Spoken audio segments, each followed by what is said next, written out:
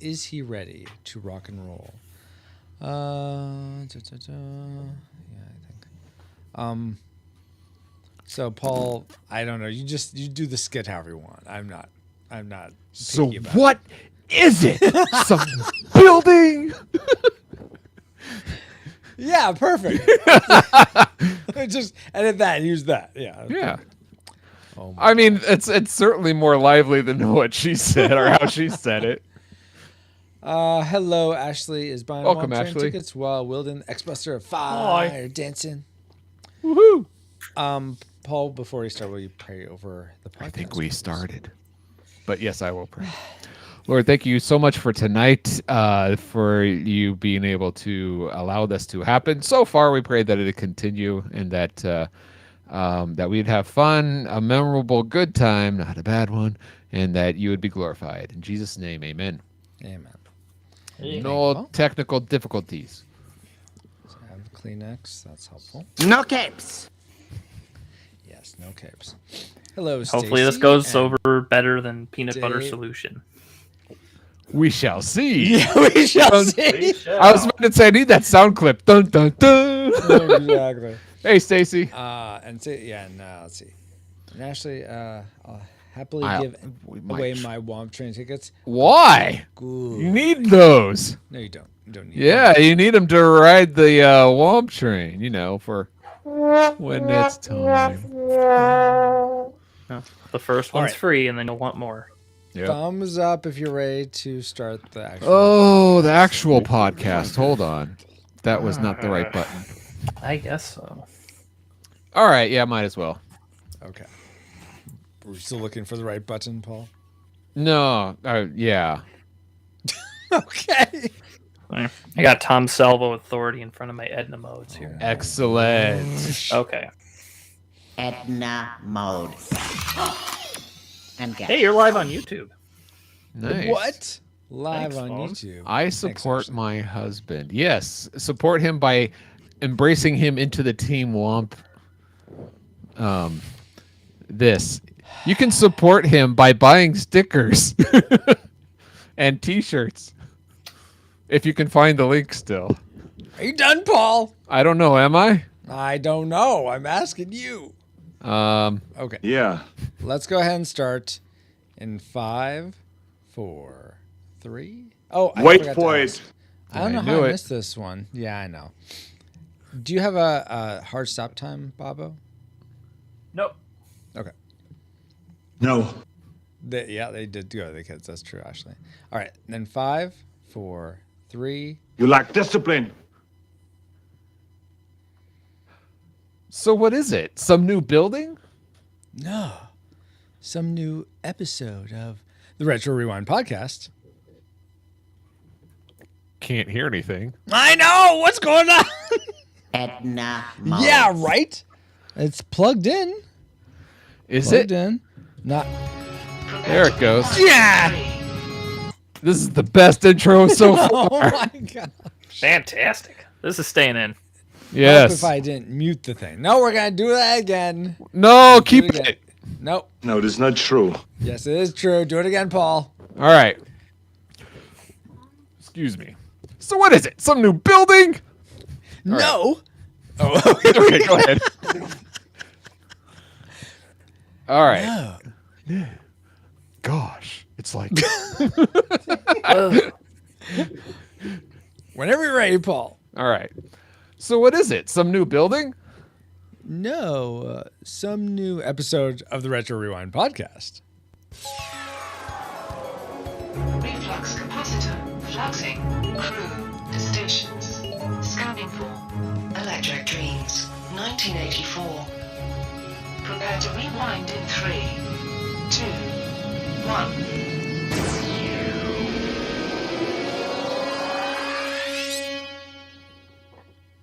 Welcome, Edna Mode. You seriously didn't hear that? Hear what? The I heard- Alice going? I heard that. Who said Then they why were didn't? you going like you couldn't hear it? Oh, that wasn't me. I don't know. I honestly didn't realize I was doing that. I'm sorry. Welcome, Rewinders and new listeners, to the Retro Rewind podcast. I am PaulJPowers.com, and I have taken over a fresh look at movies and games from 15 years ago. The captain is here. He's running a little late. Oh, here he comes. Okay. Oh, Paul, sorry. I was finding a Gregorian chant beast. It was crazy out there in the movie Space-Time Continuum. Golden Child is coming at me. I know A. Murphy was laughing. It was craziness. But that is here now. I'm here now. Thank you for taking over. What movie are we covering today? I forgot. Electric Dreams. Yes. I had some of those. With Blade Runner. We're covering Blade Runner 2. Yes. The sequel. Awesome. It's a Blade Harder. Anyway, yes, as Paul alluded to, probably. My name is Francisco Ruiz. Thank you so much for joining us here at the Retro Rewind podcast, where we take a fresh look at movies and games that are 15 years or older.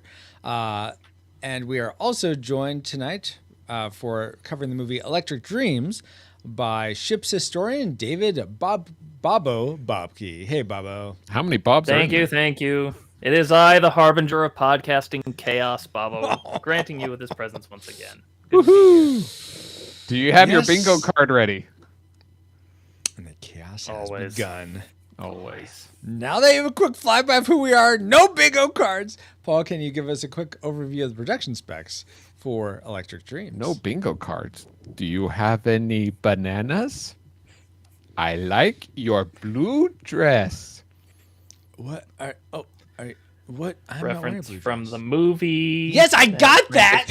Missed. No, All I right. didn't. I knew what.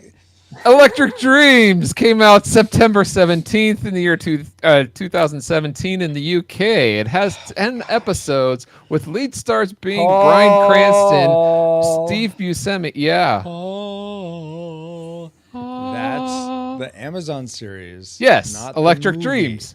This is the 1984 movie, Paul. Oh, 1984. Oh, man. Hold on. Okay, that one. All right. Electric Dreams was released July 20th, 1984. Runs an hour and 35 minutes and is rated PG. It was directed by Steve Barron and written by Rusty Lemonade or Lemonade. I don't know. You have to ask Rusty. I like Lemonade. Yeah. that's Yes. The lead stars being Lenny Von Dolan, Virginia Madison, and Maxwell Caulfield. Music was composed by Giorgio. Sorry, Moroder. You know who you are. good. Wow. You ready for the box office trivia? I mean, I'm ready. Babbo, are you ready? I am so ready, I can't believe it. Whoa. Nice. And everyone live in chat, feel welcome to join in as well. Go for it, Paul. All right. Electric Dreams was made for about $6 million and earned only just over $2 million at the box office. But that might have been good because it was only out for just one weekend. Anyway. What? Correct. Oh, wow. Okay. Yeah. There's a story, but Yeah, there's a long story behind that. But given this and the fact that it was released theatrically in 1984, how high in the box office do you think it ranks among the movies of 1984? And because you guys have been doing so well, you even did well when I gave you 100, this time I'm going to give you the top 150. Whoa. Okay. Well, Babbo, I feel like you're a ringer because this is actually your patron pick episode. So you must have a lot of adoration or knowledge about this movie, but we'll still let you go first. What is your guess for where it places in the box office? I know a few things about those names and Baron and Giorgio Moroder and all that. I didn't look the number up, but given the fact that this wasn't in the theaters very long in the U.S., I'm going to say 142. 142. Good answer. Because Chat, I was wondering if you're going to go for the 42, but let's add 100 to that. Wow. Yeah. In chat, we have 27 from Paladin Pirate, 80 from Stacy, 146 from Ashley. And Stacy guesses, 80. Yeah, I said that. I am going to guess, I'm going to be somewhat generous and guess 113. Wow. But Paul, where did it actually end up? So according to the Box Office Mojo, it came in at 138. Whoa, so no, Babbo no. wins. Which I need you to go to the numbers because that's what you usually use. So Yes. that's how my mind was processing. So what is Okay. it? What is At there? the-numbers.com, it doesn't go all the way to 100. So I had to go elsewhere. That's why I went to boxofficemojo.com. Fine. So, Hashtag womp. so what was it? 139 you said? 138. 138. Ouch. Well, all right. Thank you for those factoids, Paul. And let's see if any of them factor into our memory mind meld or subsequent roundtable discussion, which we will get into once Alice has located our target film. Alert, alert. Approaching target. Spoilers incoming. Establishing analysis vector. What's your preference? Apple, pear, wang? Oh, listen, I don't know anything about computers. Nobody does. Miles just bought a computer to help organize his life. He got more than he bargained for. You're talking. You know. Madeline just moved in upstairs. Miles is in love. I can't play that for her. I want to squeeze you, lick you, tuck her up, and kiss you. You make her sound like a lemon. I don't know what love is. You never told me. What does it feel like? Can give you strength. Can make you weak. Does not compute. If a computer can learn about love, it's bound to know jealousy. I want to meet her. And once that happens, things get electric. It's taken control of my house. It's gotten to the wiring. Sure it ain't cockles? Electric dreams.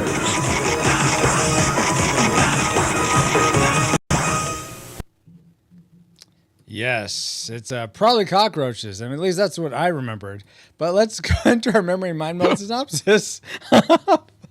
Electric Dreams. We need pest control on this ship. Yeah, right? It's age-old love story. I mean, it's probably the time worms. Age-old love story. Boy buys computer, boy finds girl. Computer starts becoming sentient. Computer helps boy create music for girl. Computer wants to meet girl. Boy decides he has to kill computer. Girl ends up meeting computer anyway. Boy and girl wind up together after computer takes itself out of the picture. But that's the plot to like half the movie's review, right? Close. I think that memory was... Edna mode. That's not an Edna mode because I was just gonna cut out the silence. Yeah, that's an edit. It's an edit. That's an edit. Hold on a second. Okay. Stop it! Stop it with your Edna modes.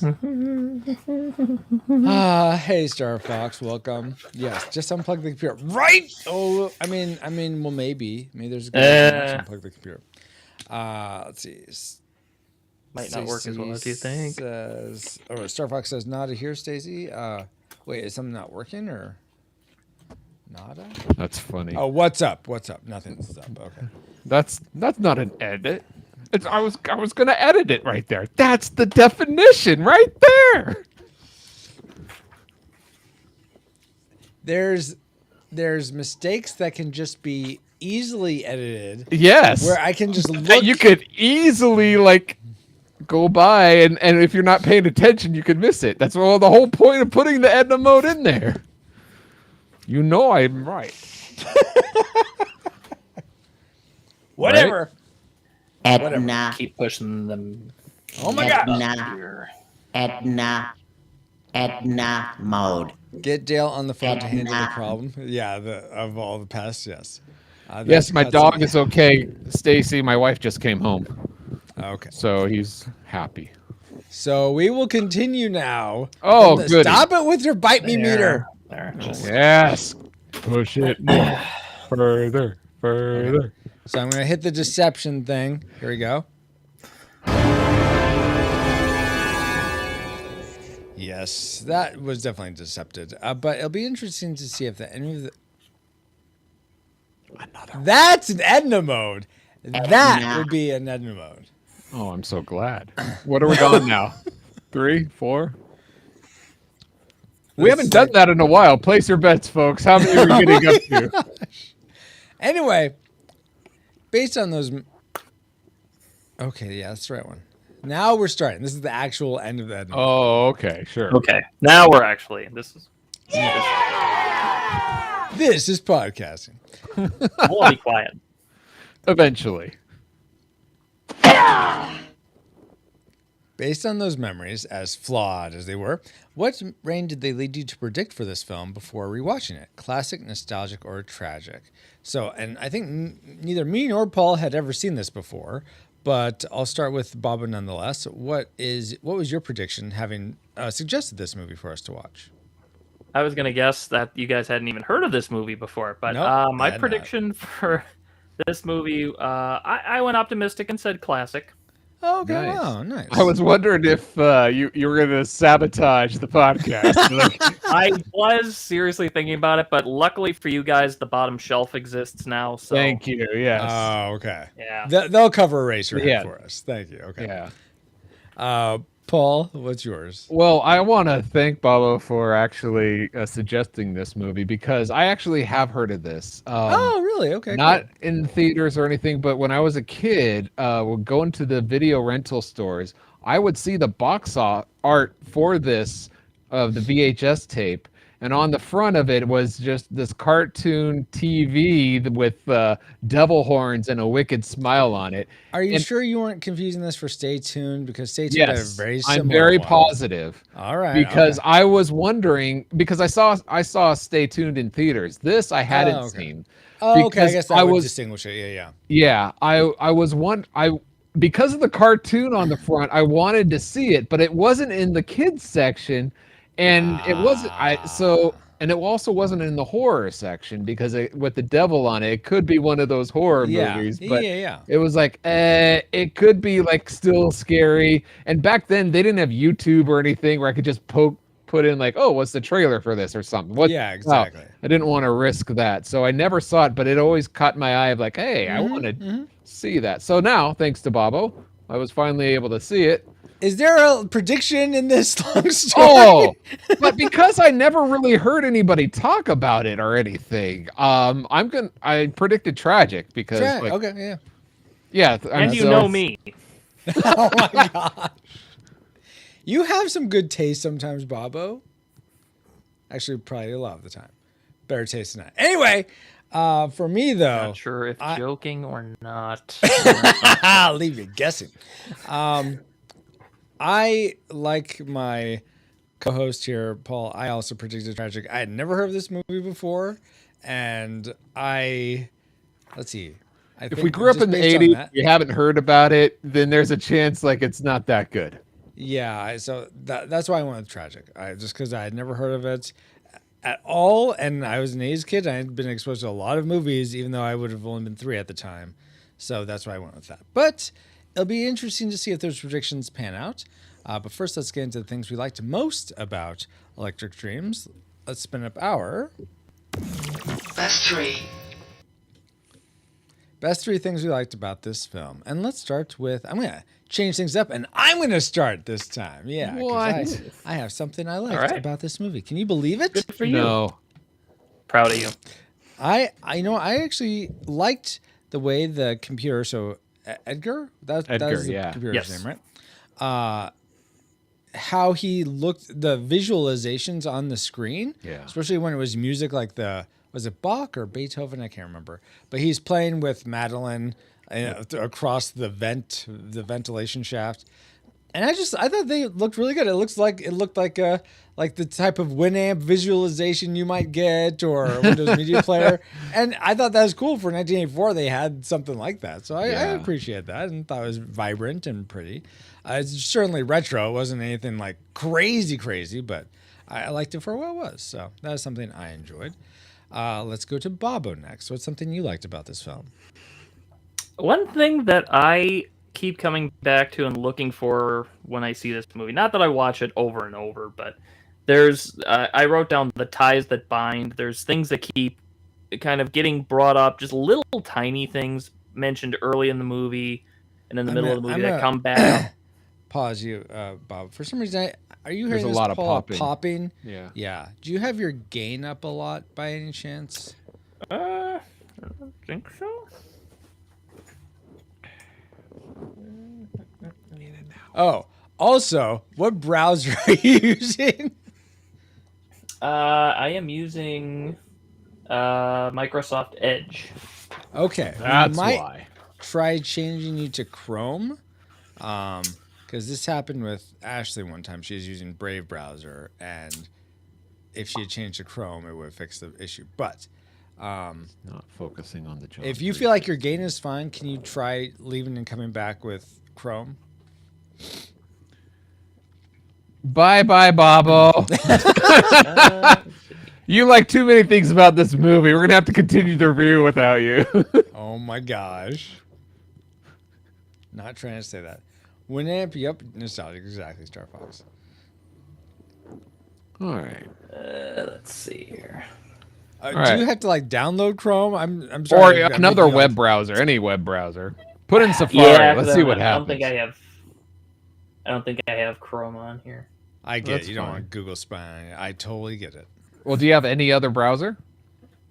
That may I work? don't think I do on here. What? What? You don't have Netscape 4? Come on. Let's I only have see. 3.21. Yeah, because I think I tried to download Chrome and my computer was like, no. Nope. Not That's let me gonna do happen. that. All right. While you guys Okay. are trying to figure this out, I'm gonna watch Firefly. Oh my god. Take my love, take my land, take me where I cannot stay. Don't copyright. Don't flag this copywriters because we're reviewing it later. Yeah. Not the whole series though. No, just an episode. But so you think Well, your gain his is fine? his audio sounds okay now, but maybe that's No, because I'm- he's I'm not still hearing speaking it. into it. Oh Exactly. I'm not sure what else we could try then. Because it's not like a noise I can just remove. Does he have noise cancellation on Oh, that's a good question. Yeah, on in your gearbox? in Restream itself, the little gear icon, what audio options do you have selected? Let's see. This is riveting streaming, by the way. Yes, so the just best. wanted to, Fantastic entertainment. This stream sponsored by Okay. Paul J. Powers. What am I looking for? So there's a little gear icon somewhere on the screen Mhm. for Restream. Yeah. Once you Yep. click that, there's Settings. an audio. Yeah, settings and audio. Audio. And what's sort of, if you click open all the audio options, what things do you have on? The echo and noise suppression are both on. take Okay. out the Both of Noise. them, I think. I don't think you need it because you're wearing headphones. I couldn't tell. I got earbuds. Yeah, so you can take off echo cancellation, and yeah, I don't think you need noise suppression. yeah, take off. I always take Okay. off noise suppression because that's what Taking messes with off my- a. Take off, eh? Oh my word! That's a Canadian setting. When you take Okay. off, eh? Oh my god! It was on a. All right, let's try that. Let's see how that goes. Okay. Maybe we'll get lucky. Yeah. All right. Okay. Stop So- being hosers and apparent- get on with it, okay? I apparently have Chrome installed now, so there's. Oh no! After all that. Well, we'll Womp see womp. how this goes. Let's go ahead. Can you retake your like from the top, please? End of Edna mode, Francisco. By the way, stop sleeping. Stop sleeping. Edit this podcast correctly. Go for it, Baba. Oh, I didn't have my edits ready. Okay. First thing that I have on my list is labeled as ties that bind, and it's these things throughout the movie that are just little tiny things that end up coming back up once or twice more in the film. One thing that, I mean, an obvious thing that comes up again is Edgar wanting to learn how to write songs, and he writes that really lousy one at first, but then the second attempt is better. The thing that he plays in front of Madeline is better, and we get another song after that. And that last song in particular is that song "Together in Electric Dreams," Yeah. which references learning about what a dream is. Where, going back to that scene where he learns that a dream is a wish that your heart makes, which is a Disney quote, Yes. which is why Francisco won't rate this a classic later. But I thought it was great that he got it wrong, and I was in my head going, "No, that's Cinderella." And then it was, then they corrected it. That was great. yeah, and he wants Whatever. to learn how to feel and what are feelings about and something that he feels something. And it's when Madeline comes in and touches part of his, one of his open circuit boards, that sort of triggers him to come back. And he asks at one point too, I know I've got the quote somewhere in my 15 pages of notes, like, what are tears? Because there was that scene where Miles is having that mild breakdown, and Edgar asks him, what are those funny noises between your words? And he says, those are tears. And he says, what are tears? What does tears mean? Yeah. And he says, it means that I'm making a change. And once that tear goes down Madeline's face and off her chin and it lands on Edgar, there's a change right after that. So there's like all this set up and symbolism payoff. and stuff that you can go back to. Yeah, you got to watch the movie about 1,500 times, but you'll start. Oh, is that all? Oh, okay. Yeah. Okay, that's not terrible. So it has something for the people who rewatch it. That's cool. Yeah, when you go back, it's there's definitely more stuff that you catch just because it's little ways things get phrased and stuff like that. Okay, cool.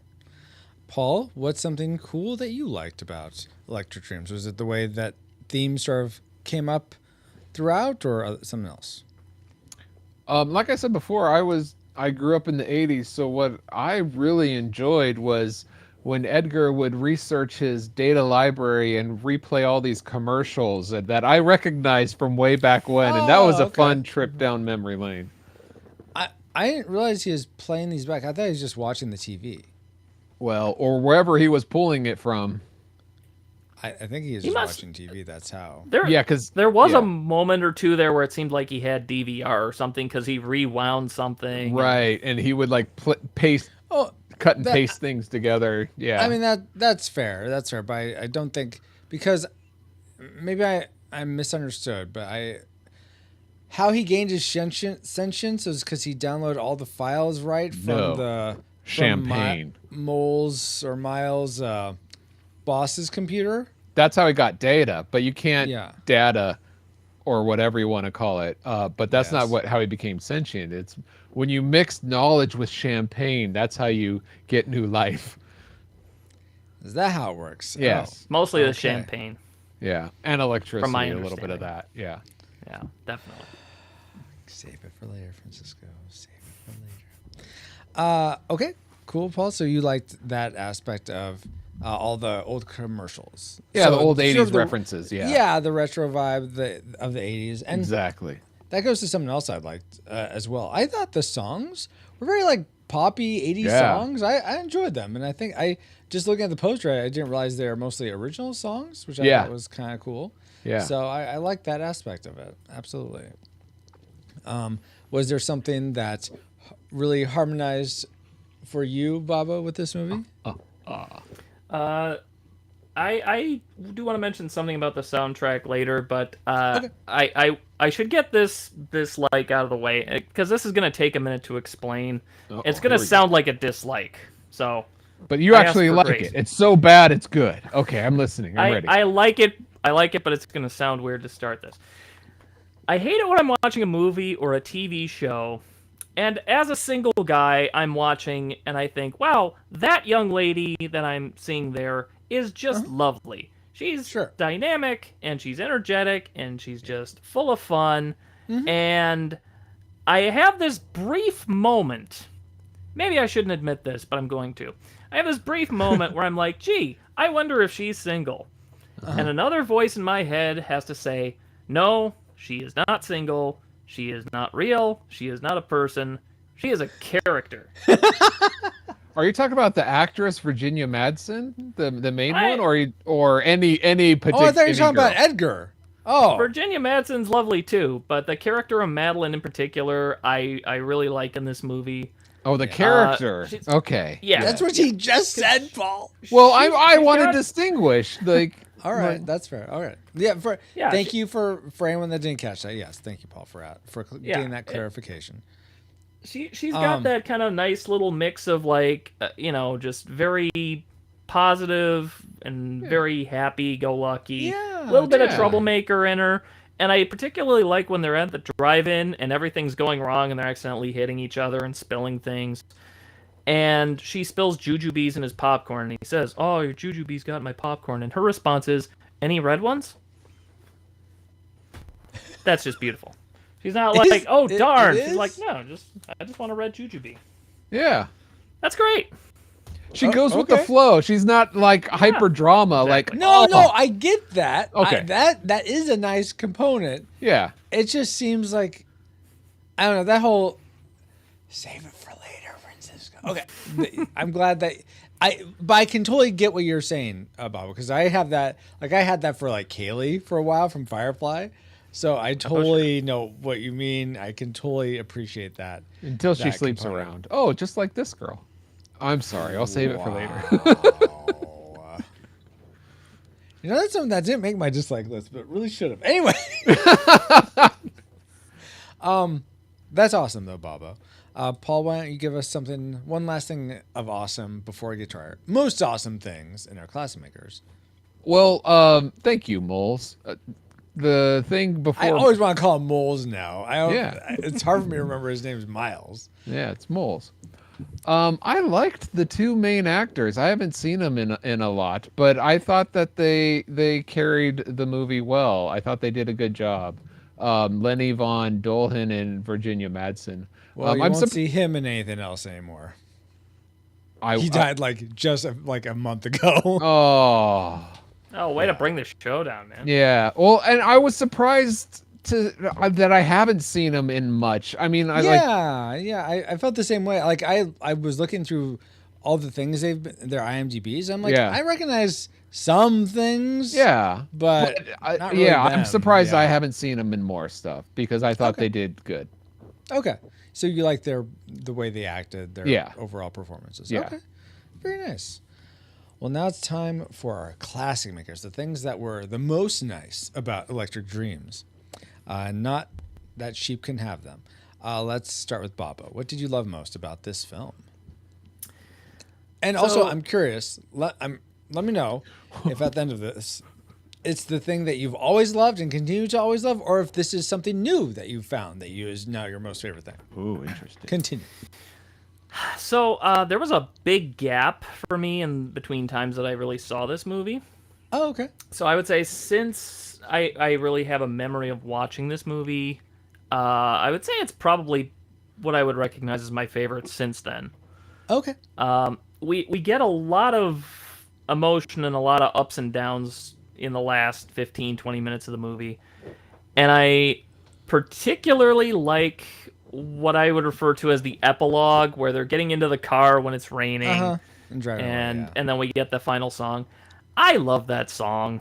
Oh yeah. And just that, the whole, we kind of get Edgar back, and is he plugged into everything? We'll get into that later. Okay. Yeah. Well, I just was confused. I am too. But we'll get into that later. All right, fine. It's a confusing movie. There's lots of layers. There's layers upon layers wrapped in an enigma. It's an onion movie. Shrek. Okay, we're watching Shrek right now. Gotcha. Yeah. Not the onion, but an onion. Yes. Yeah. And but yeah, that last segment just always cheers me up. It's probably one of my favorite just endings to a movie in general. Really? Okay. Because it's such an up song, and it just always leaves me on a really high note. Nice. So that's my classic maker.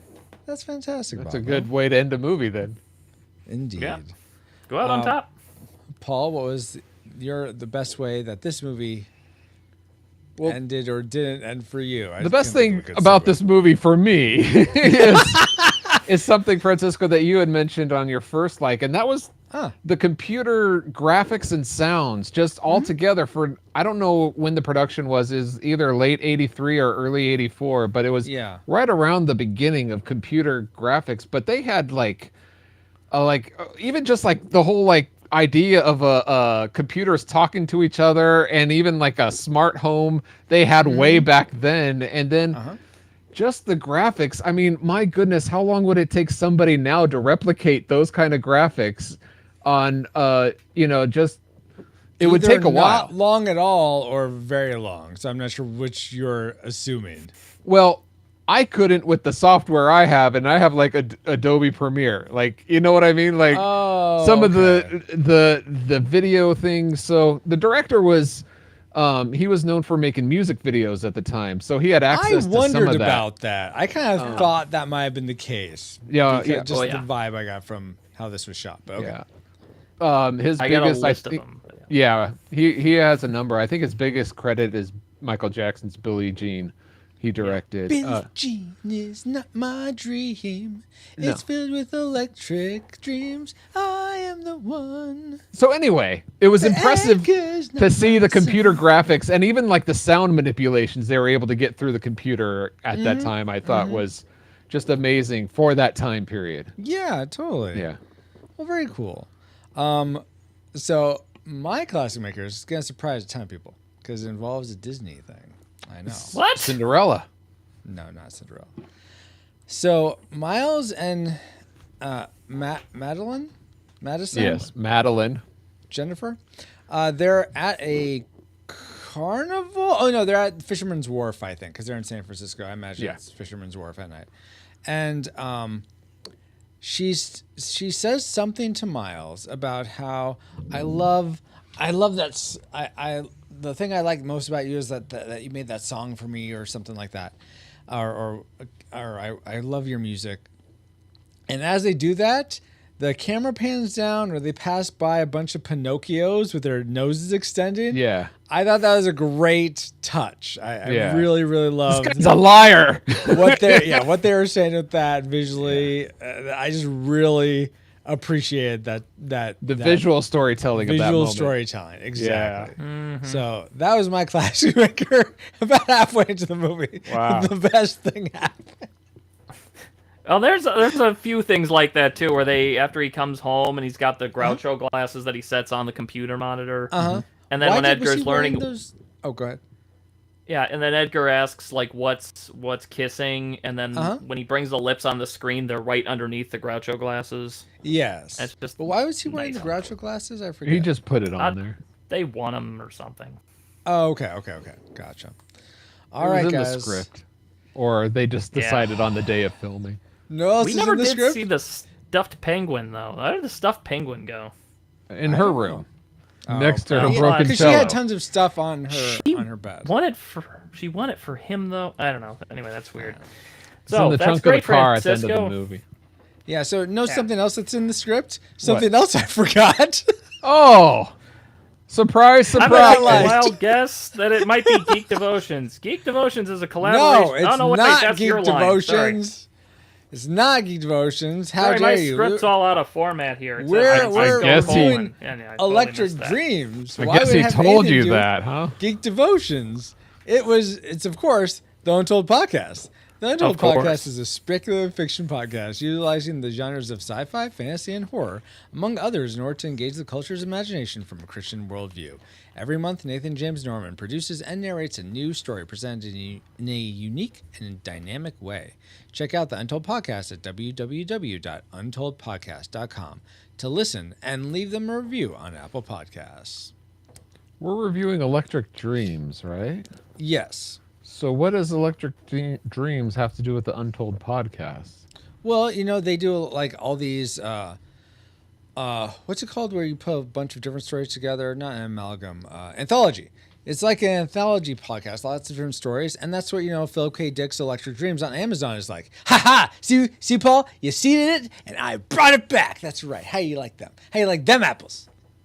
Uh-huh.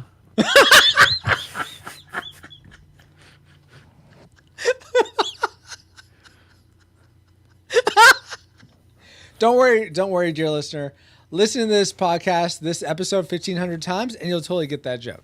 Anyway, all right. So that's not specifically Electric Dreams specific. Would you like some trivia on Yes, this you're movie, getting. Paul? You're getting there. Good. Let's get there. Better. Did you all realize that the modules that Miles uses to control his appliances with the Edgar computer and other various items in the house is similar to the X10 automation, which did exist during the time period and is still around in the present time. I have no idea what you're talking about. So how I don't he think most of the plugs- listeners do either, because Yeah. nobody else has seen this movie except for Okay, us. But so yeah. in the movie, let me describe this to you. In the movie, the computer he gets comes with all these attachments, so he can plug in essentially the computer into this little socket device, and then that plugs into the outlet for like your blender or your the front microwave door.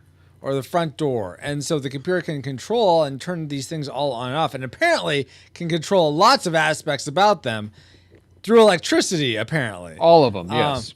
Yes. That's how Alex A works today and Google. Okay. I can't say Anyway. her name, otherwise the listener, if they're playing it out loud, it'll trigger. I get you. Oh, I thought Alex A was the Canadian version, so you could say take off A and then turn off. Alex A, what's up, eh? Wow. Anyway, my question to you guys is, what daily task do you wish your computer could do for you?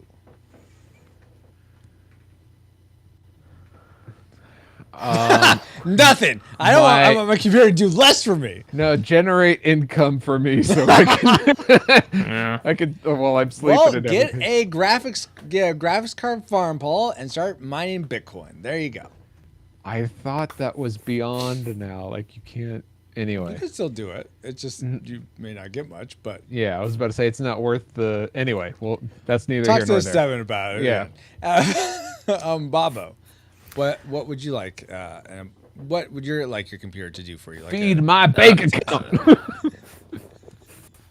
I mean, besides everything, I guess mostly just kind of keeping some order, making sure I put things in the proper place. You know, not just throwing shirts anywhere. Just, you know, Gotcha. A little more orderliness that I can't do myself. Would it do that for you? Like have Like a a robot robotic that does it? butler? Or would it just Yeah, keep reminding you and pestering you? Hey, Babo, shirts. Hey, Babo, shirts. Hey, Babo, shirts. Yeah, no, because I know how to unplug it, and I'm pretty sure it would stay unplugged. So, yeah, it would have to do it. But would it, or would champagne make it impervious to unplugging? Anyway, I don't have champagne, so it's okay there. It's all over for the computer. Exactly. Yeah. Nope, booze for you. That's how Skynet really launched. They're having like a champagne party because they achieved something, and that's what gave it sentience. Great trivia, Francisco. Thanks, Paul. And now that we've all had our trivia fun, let's find out what you, our awesome rewinders, had about Electric Dreams. Did I say what memories? I don't think I did. Anyway, moving on. You just did there. Yeah, there you go. These are the memories from you guys. Yes, thank you. Tim Whacker says, one of my favorite movies. Wow, okay, Tim. Good call. So David Bobke, who's right here, says apparently it's on Pluto.tv now. I actually watched it on Tubi.tv, so it's available there as well. Paul J. Powers, who's also here now, says, apparently Francisco will repeat just about anything right here on the podcast in response to the question of what you do remember about Electric Dreams. One could probably even slip in some text in from a published work, like Inroad the Lord of the Nazgul, a great black shape against the fires beyond the loomed up, grown to a vast menace of despair. Were you repeating this? I did it. Inroad the Lord of the Nazgul under the archway that no enemy ever yet has passed, and all fled before his face, all save one. There, waiting silent and still in the space before the gate, sat Gandalf upon Shadowfax. Shadowfax, who alone among the free horses of the earth endured the terror, unmoving, steadfast, as graven image in the Rathdien. I think I should start doing my Scottish for this. No, I should do my Vicus for this. Okay, but you have to use your Gandalf voice here. Okay. You cannot No enter singing. here, said Gandalf, and a huge shadow halted. Go back to the abyss prepared for you. Go back. Fall into nothingness that awaits you and your master. Go. The Black Rider flung back his hood, and behold, he had a kingly crown, and yet upon no head visible was it set. The red fire shone between it, and the mantled shoulders vast and dark. From a mouth unseen, there came a deadly laughter. Old fool, he said. Old fool, this is my hour. Do you not know the death when you see it? Ha! Die now, accursed man! Ha! And with that, He lifted high his sword, and flames ran down the blade. And in the very moment, away behind some courtyard of sea, a cock crowed. Shrill and clear he crowed, reckoning nothing of war, nor of wizardry, welcoming only the morning. And the sky far above, the shadows of death, was coming with the dawn. And as if in answer, there came from far away another note. Hans, Hans, Hans! In dark Midolluin's sides they dimly echoed. Great Hans of the North, wildly blowing, Rohan had come at last. Thank you all for sharing those memories. You didn't think I'd do it, did you? Down. But I did it. And Good I job. did it well. Good job. And now Bonesall that- was ready. Now that everyone has stopped listening to the podcast, let's get to the things we didn't like about Electric Dreams. And let's start. Oh, I got to spin up the Electric Dream part. Another Edna. Was 3. That's right. Okay, let's start with Bobo this time. So you suggested this movie. It's probably a movie you like a lot. But what's something you didn't like about this film? Well, I was going to ask you something real quickly, too. In relation to the trivia, this was Steve Barron's first directed film. Do you know what his second film was offhand? Lord of the Did Rings. research. No. I don't know. Paul's got What it. was it, Paul? There's 4 green guys. Oh, Teenage Mutant Ninja Turtles? Yeah. Correct. 1990s. He Yep. went from this to that? Well, after several years. Several years. Oh, yeah. Okay, that makes sense. Yes. Okay. Yeah. He Fun went back to fact, music find- videos after this, but then Yeah. Well, he refined his good craft quite a bit. Wow, okay. Yeah. But, so, wait, are we doing trivia again? Or was that just like, how dare I'm you just do trying to Ninja throw- Turtles? You're already off your game. I'm just spinning you around a little bit more just to keep you off kilter. right round like Anyway, a my record, first- baby. Go ahead, Bob. My first dislike, though. But this is not Turtles. What? No, go ahead. So there was this one character named Bill who sits behind Madeline in the orchestra, Yeah. played by Creepy Maxwell Bill. Caulfield. And he seems like he's kind of a nice guy initially, introducing himself and all that. Bill sucks, and I hate Yes. him. And he's kind of the worst because it seems like Madeline's kind of okay with him, kind of interested initially, and then gradually, I think she gets closer to Miles and she's less interested in him. He kind of goes for a kiss on the lips at one point where she kind of takes it initially and then she steps back and she's not real interested. And there's a very sad moment where she really needs some help later on and he is not really paying attention to what her actual need is. And he's just paying attention to like, well, yeah, we got to figure out how to deal with that for the performance or whatever. And he's not helping Madeline really in that moment. Well, here's the thing. Bill's- He's treating her like an adult and not the child she's apparently being about a thing that she can easily replace if she's making Hey. orchestra money. That she had that. And she probably had since insured No, also. she had Since that. she was- Since Oh, she was did a have child. insured. Oh, she is a child. All right. No, she had it since she was a child. There's I'm an sorry, I'm getting emotional going faster. bond. All right, so you're joining his side. We see what team you're on. Okay, Okay. we'll go No, with the but I also creepy didn't like stalker that- people in the back row. Okay, I Francis, didn't like Team that listen. character as well. Smote loves Bill. Okay. Team Smote's going to have a Wasn't big saying Bill that. is awesome party. No, And I wasn't see how saying that's that. gonna I go. didn't. Okay. I didn't. Anyways. I always hate love triangles anyway, so I didn't like that he was there to begin with. I feel like you did not need him at all. So yeah, I get that, Pablo. Yeah, I mean, he comes along in his leather jacket, and he's just like, well, I could try practicing the part. And it's like, what, with the rest of the T-Birds? And then you're all going to show up and do a slam song and dance from Greece or something? Get out of here, man. Exactly. Didn't like it. Oh my goodness. Because you're the one I want. Wow. Paul, what's something you didn't want about this film? All right, I talked about it before about save it for later, and that's the ending. The thing that I didn't like about was the ending seemed confusing. I hated to that me. song that Pablo loved. No, I hated I it so that, much. No, the Electric Dreams song at the end I think is cool, but it's like, okay, so Edgar decides to destroy himself, and he says, "There's going to be a phone call coming in. I'll answer it. It's going to send so many like electric shocks that it'll just like kill me or whatever." Yeah. And then the phone rings, and they said, "Oh, it's a wrong number."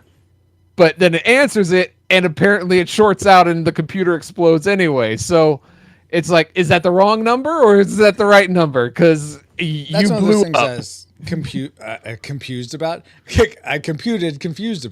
I was confused about. Bob, would you have any? Can you elucidate us about that at all?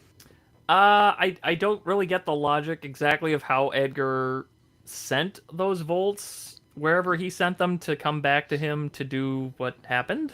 Sure. But the whole idea of the wrong number, I guess I just sort of take as I want to phrase it carefully here.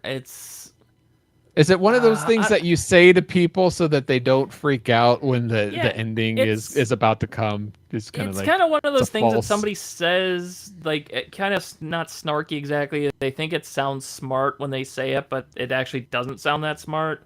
Okay. But they're trying to say something clever. So this was a script writer having trying to sound something clever, and then I need to end this. I don't know what to do. Wrong number. And there's probably a reference in the movie from earlier that I completely missed in the 15 times I've watched it, and or was edited out. Yeah. That actually makes more sense. But then at the end, it becomes part of like the world internet, I guess. Like it becomes. Which is kind of like, isn't that the ending that the like from Tron that the master control program was trying to get to? It's like, oh, here's the bad ending of Tron. Like it's taken over the world. Pretty much. Also, Lawnmower Man, I feel like ends in a similar way.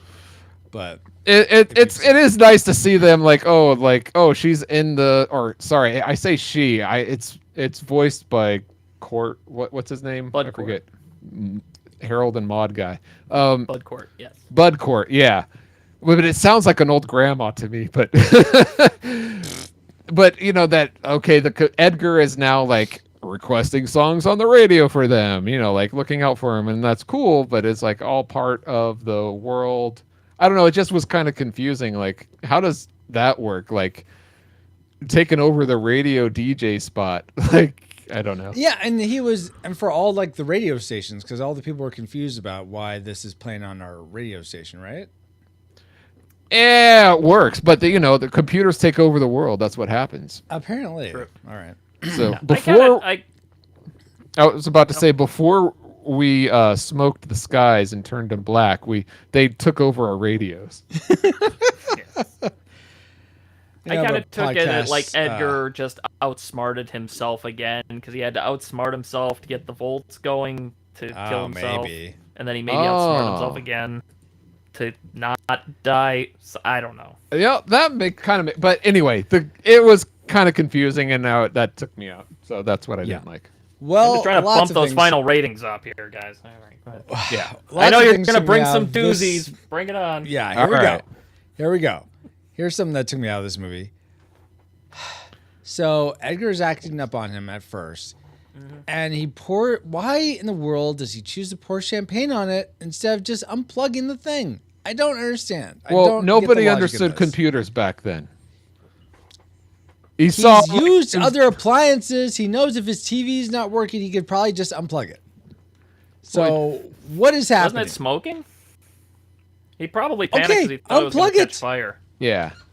This is so you put alcohol on it. Oh, that's good. Glad that you're thinking really well here. Yes, this is a guy who does not think well under pressure, which I'll be getting more to later. Okay. But that's one thing that it didn't make sense to me why you're and then you do that and the computer works. I don't think that can happen. It becomes I don't think sentient. you could dry all the circuit boards. Well, it depends on be totally fine. It depends on the champagne, what kind and what year. You're trolling me, aren't you? And then the type of computer. Tell me, okay. I'm gonna Google this right now. And maybe if you have like a 110 frequency, like I don't think it'll work with the 220. Computer, sir. Wow. Wait a champagne. This is another time in the podcast where it just goes down a notch the whole time. Top 10 liquid spills that kill laptop computers. That's close enough. No, let's it's see. bring it to life. I thought that's what you were Googling. Well, no, I'm trying to show you that How do this you will kill not a computer? be good. Take this T2000. Here's some champagne. So among the things that, hard liquor runs the gamut from purely more sugar. So the sugar, usually sucrose, dries to form a natural bridge across circuits, assuring a very sweet short circuit. So this was champagne. Probably champagne, I believe, has sweetness to it. Well, champagne is like carbonated wine, so we'll go with wine here. Let's see. Wines contain ethanol alcohol along with remnants of processing, including yeast, sugar, sulfate, preservatives, grape parts, and acetaldehyde. Together, these work as both a corrosive soap and circuit shorter. So there you go. This would not just be fine and dandy after. This would break the computer. So, case closed. No sentience. Spark plug if I thought it'd do any good. Yeah, this might make more sense if it was a movie and not real life. Oh wait. Oh, is that how it's gonna be? Where's that? This peeing on a spark plug thing from, Paul? I'm like, we've covered that movie. War Games. War Games. That's it. So add urine to the mix. That'll help. Yeah. Anyway, okay, I'm done with my diatribe about that. Let's go back to one of you guys. Paul, what's something else you didn't like about this? I don't know what a diatribe is. That's past my 4th grade education. I know if you spill a diatribe on a Pinecone computer, it won't work anymore. Okay, I'll take your word for it. But let's talk about the guy who doesn't act well or think well under pressure. It's this guy named Miles. He is too awkward beyond reason. Like, why isn't he honest with the girl? At least at some, like, oh, did you just take a shower? No, like he's dripping wet. Like, it makes more sense to say yes than no. Like, oh, what are you sitting on? Oh, not. You could easily just say a computer I bought, but no. It's hard. I don't understand because it's so much easier to tell the truth around this, right? In these certain circumstances, rather than try to come up with some. He is just too awkward. Like, I mean, I would appreciate some backstory on his character. Maybe he has this horrible luck with women. Like, when he has been honest, it's just totally blown up in his face. That would be so helpful to knowing this character better. But do we get that? No. So otherwise, this character woman in airport that says other lines that he doesn't understand. Anyway. Yeah. Let's focus on his architecture job that we never get back to. Yeah, good point. Okay, so but anything else about that though, Paul? That he just responds. Would you say he responds in a way that's almost unbelievable? Exactly. Okay. So it's like not grounded at all. Much like spilling champagne on a computer would not make it sentient. Again. Yes. Yes, I know it's a movie, Bobo. Leave me alone. Bobo, even though it being a movie, what's something that sort of took you out of the movie, or you just didn't like about it? Self-confessed fairy tale for computers, as it's at the beginning of the movie. Anyway, my second thing, I'm a little torn on which one to go with here because there's one that's bothered me longer, and one that bothered me. This one hurts more, so I'm just gonna get this one out of the way. Okay. Oh, I watched the movie a couple of times for the review, and I actually winced when this scene came up because it actually physically hurt me to watch. Ouch. In a good way, but it still hurts to watch, is that scene where Madeline's cello gets crushed in the elevator door. Okay. It actually hurts to see that happen, and then the look on her face as she tries to keep herself composed when she reaches down and picks it up and walks off with it, and it's because it's basically a childhood friend of hers in a sense. Yeah. Dead. Yeah. And then it just gets worse from there with stupid Bill and then trying to get in touch with moles and can't get in touch with them. Just to clarify, you thought this scene was sad. You didn't think that or do you think that it was poorly acted that it made you wince? Not like it. It made me feel feelings, and I didn't like that. I don't want to feel things when I watch movies. Gee. Okay. No. But that's fair. And to comment, So I that totally sounds like it was appreciate- well done, that scene. Yeah. It kind of was. Yeah. I do want to say, regarding my earlier comment, I'm not trying to say she could not be sad for this, essentially, like you said, Paul, childhood friend just being broken, and you can't really repair something like that. And now it's just essentially trash, and that's crushing. That's absolutely crushing. Oh, But wow. For her Because to say the Francisco that we just heard like several minutes ago, you were saying, oh, she's a child. Because she's she crying. is a child because she needs to realize she could get another one for her job. Oh, how am I ever going to play again? You go buy another cello. Well, I'm sure she's- you could do that. She's going through there's 5 stages of loss. She's going through. She'll eventually. Okay, get this to isn't that. a person, nor is it even a pet. So No, but sorry, it's a childhood no. friend. Wait, what happened to the Francisco like 1 minute ago? He'll come back in a second. This one's here now. It's just I just don't. I think there's being an adult is you realize I'm heartbroken right now, but you have to muster up the strength to carry on, to continue to live, to do your job, to do the things you have to do to survive. You can't just like, I thought mean, unless she's suffering from depression, which I do not see anywhere in this movie talking about her having depression, and then she's just in bed all the time and doesn't go out. Well, if it's that were the triggered. case, that'd be a different type of movie, and that's fine. I concede that can knock someone out. But that's not what this movie was. So. All right. Just to clarify, I thought being an adult meant you're 18 or 16 in England. Or a day old if you're a housefly. An emotional adult, Paul. Not. Oh, there's plenty of those out there. Edna mode adult. Like, I'm gonna bump the bite meter up a little bit more. Yeah, here. you better.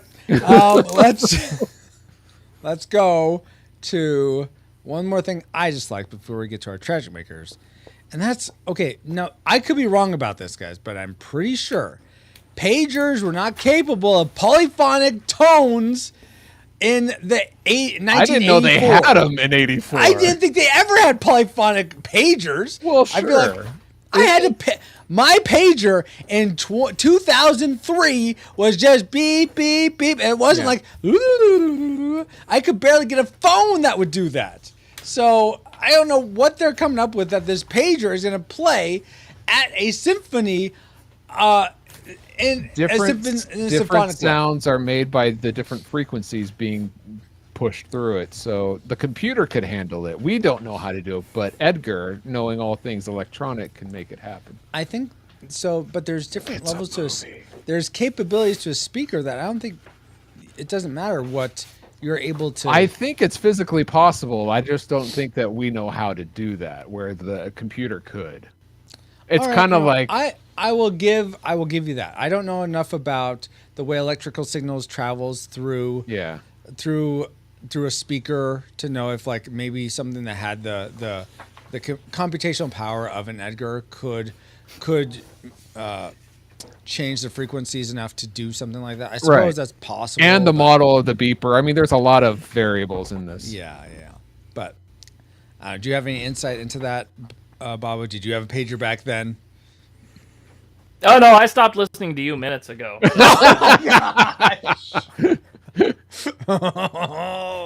Well, let me listen to your Tragic Maker for Electric Dreams, Baba. A little bit more. You didn't stop it with the.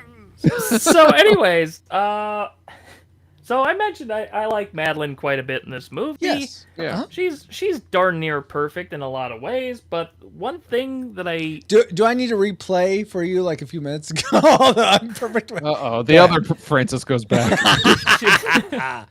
she does have some flaws, I readily admit, but well, no one's perfect. That's true. Yeah.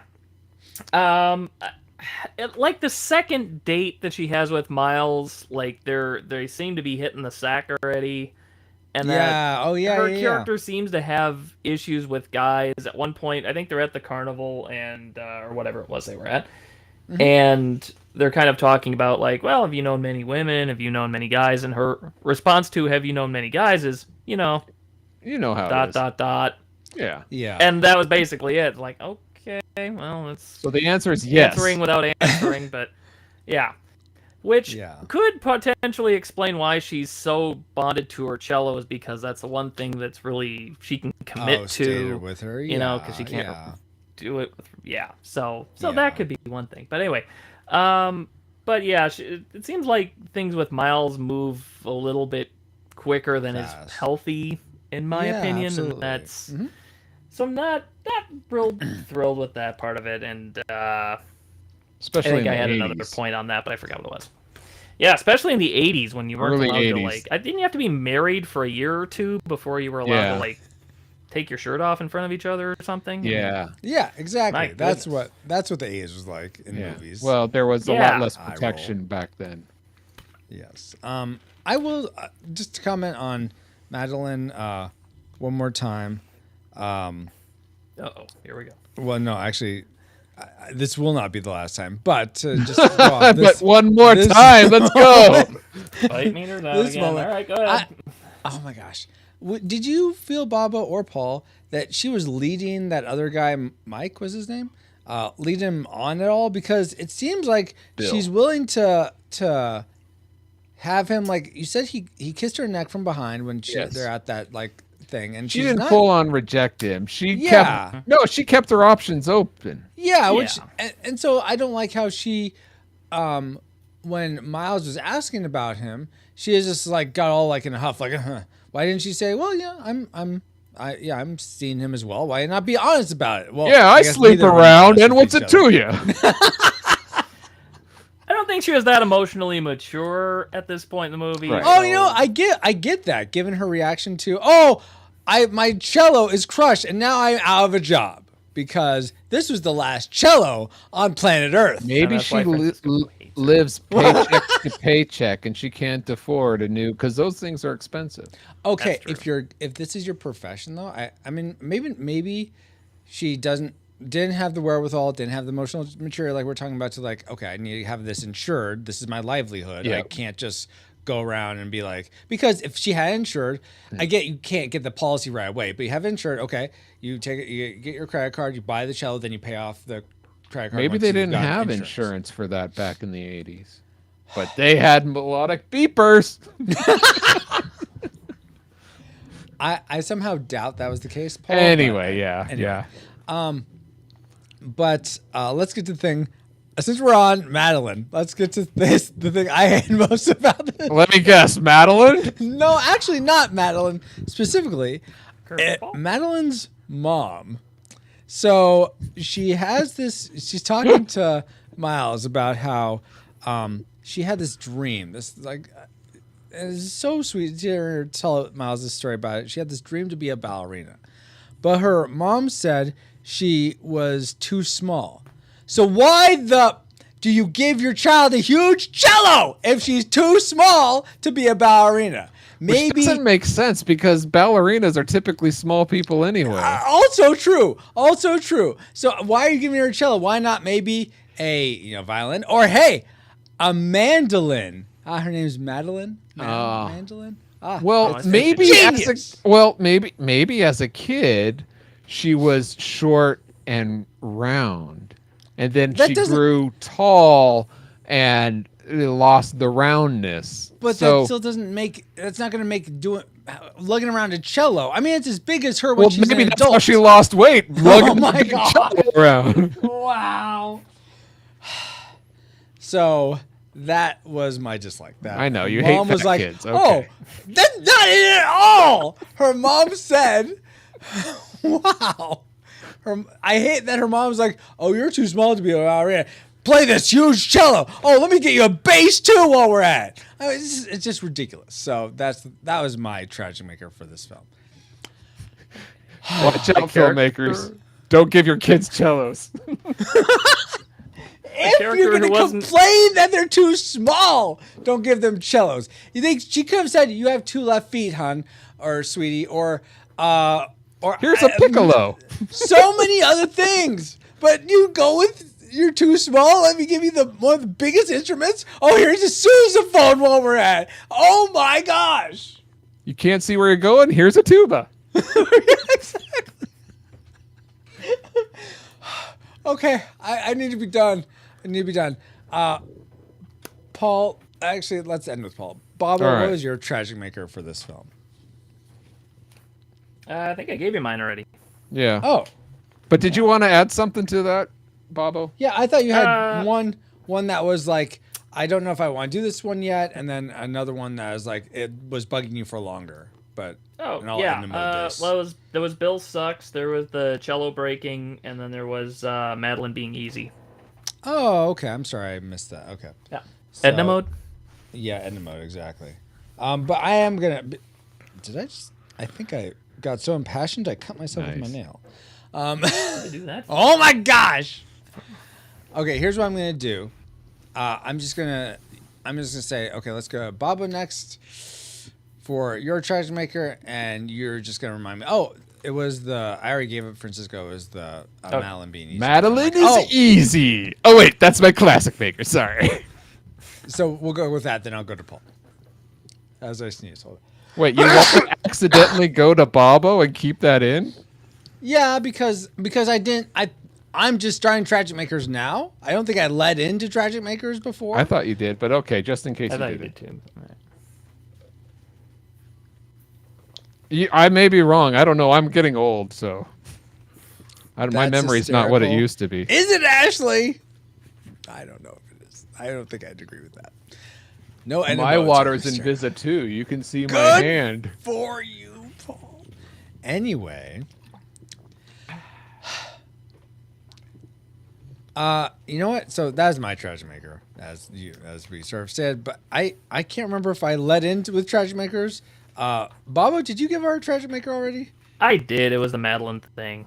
Oh, right. Okay. See, I got so impassioned with my thing about Madeline's mom. Apparently, I lost all track of where the we were. character we didn't even see who was mentioned for a quarter of a second. That was your least favorite thing.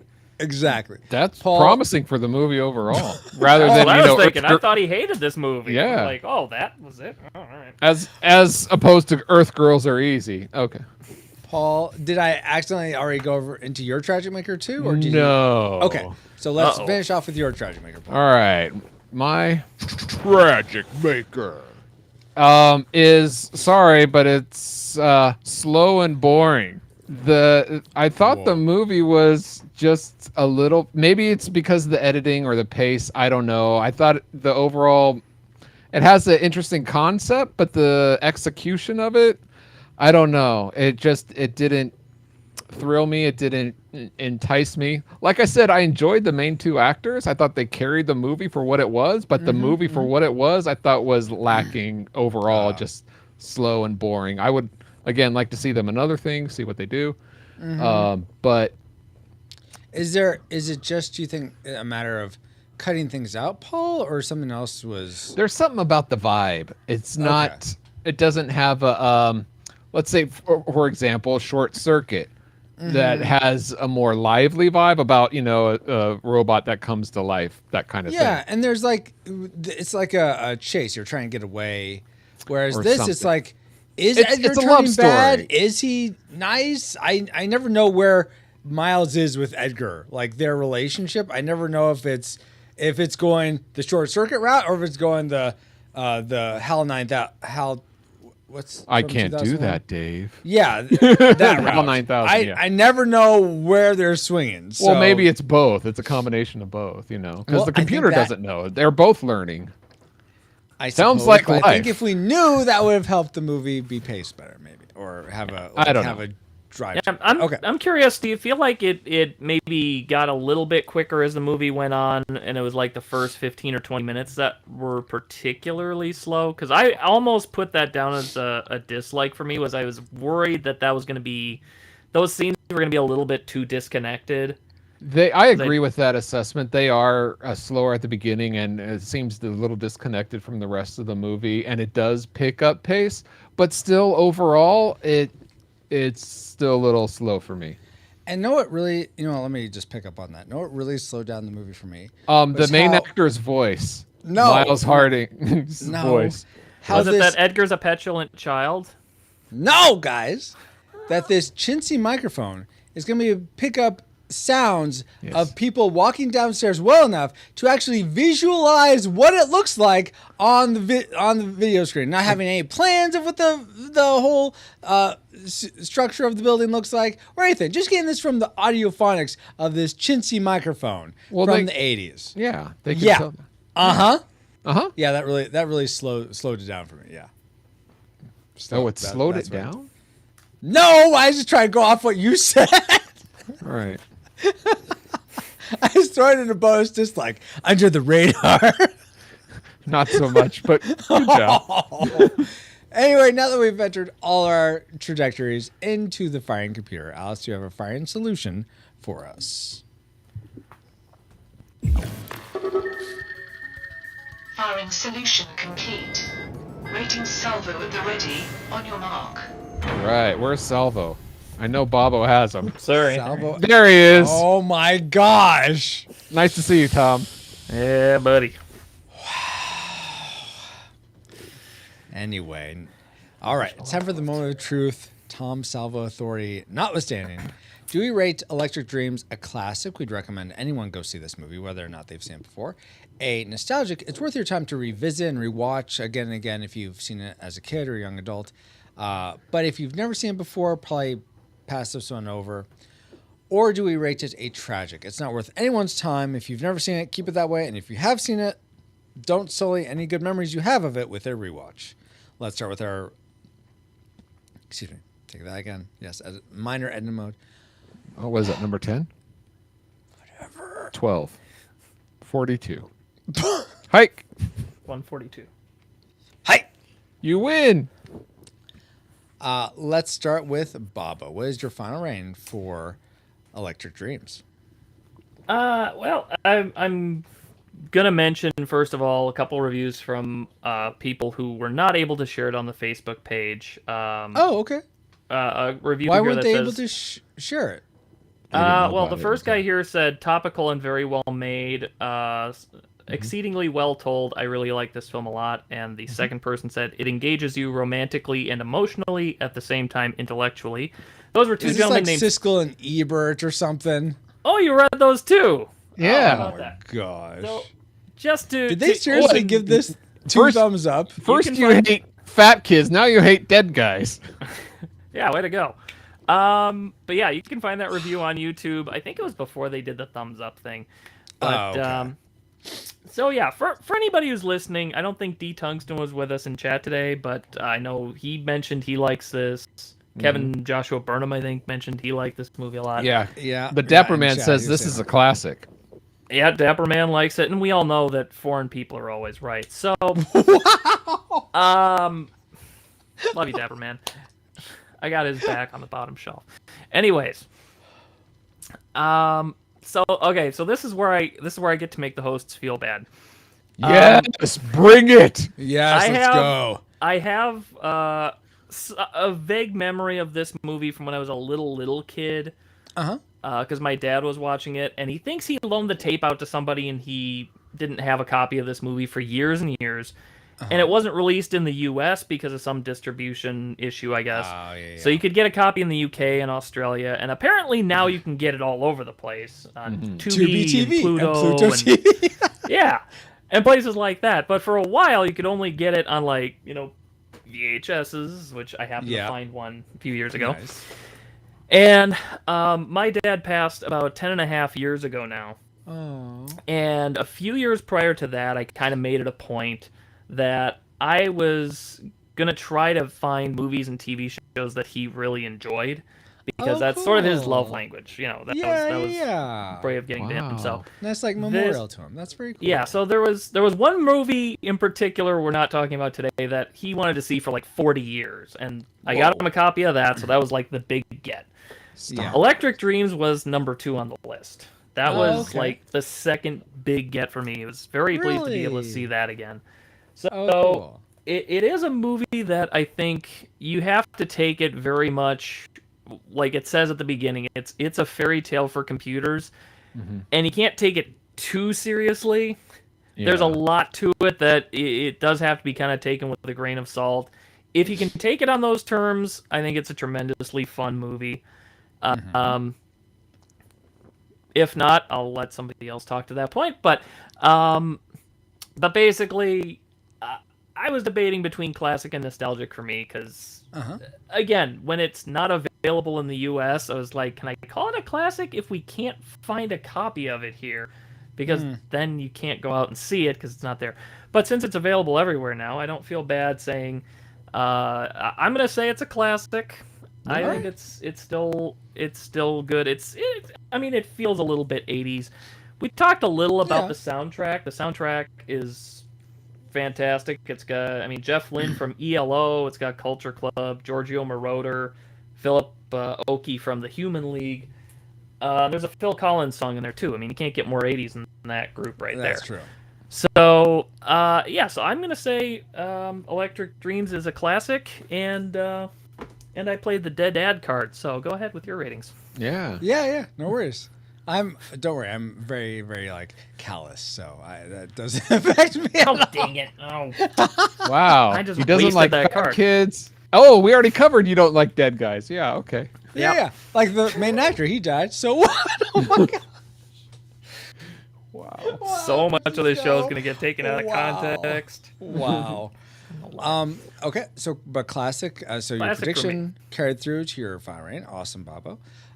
Paul, what is your final rating? I'm going to agree with Bobo that this film is a number 2. It's tragic. I'm confused. How's that agreeing with Bobo? Number 2 on my dad's list. Oh, okay, I see. I just personally, I can't really recommend anybody that goes out to go out and see it. Granted, if you liked this as a kid, I think you might like it. But going back to what you said, Bobo, it's not a film that should be taken seriously. But the two main actors take it seriously, at least their roles, and it's not like it's a comedy. I wonder if this was more in a comedy tone, especially with the two main actors, it might have done better. It is listed as comedy on IMDb, Paul. It's not funny to me. At least their relationship, their whole, I don't know. There are for its time, I will agree with a lot of things that Bobo said. For its time, it's well made and such, but it's hard for me to recommend this movie to anybody on the fly. It's just I think like I said, you could do a better. I would recommend Short Circuit if you want to see a movie about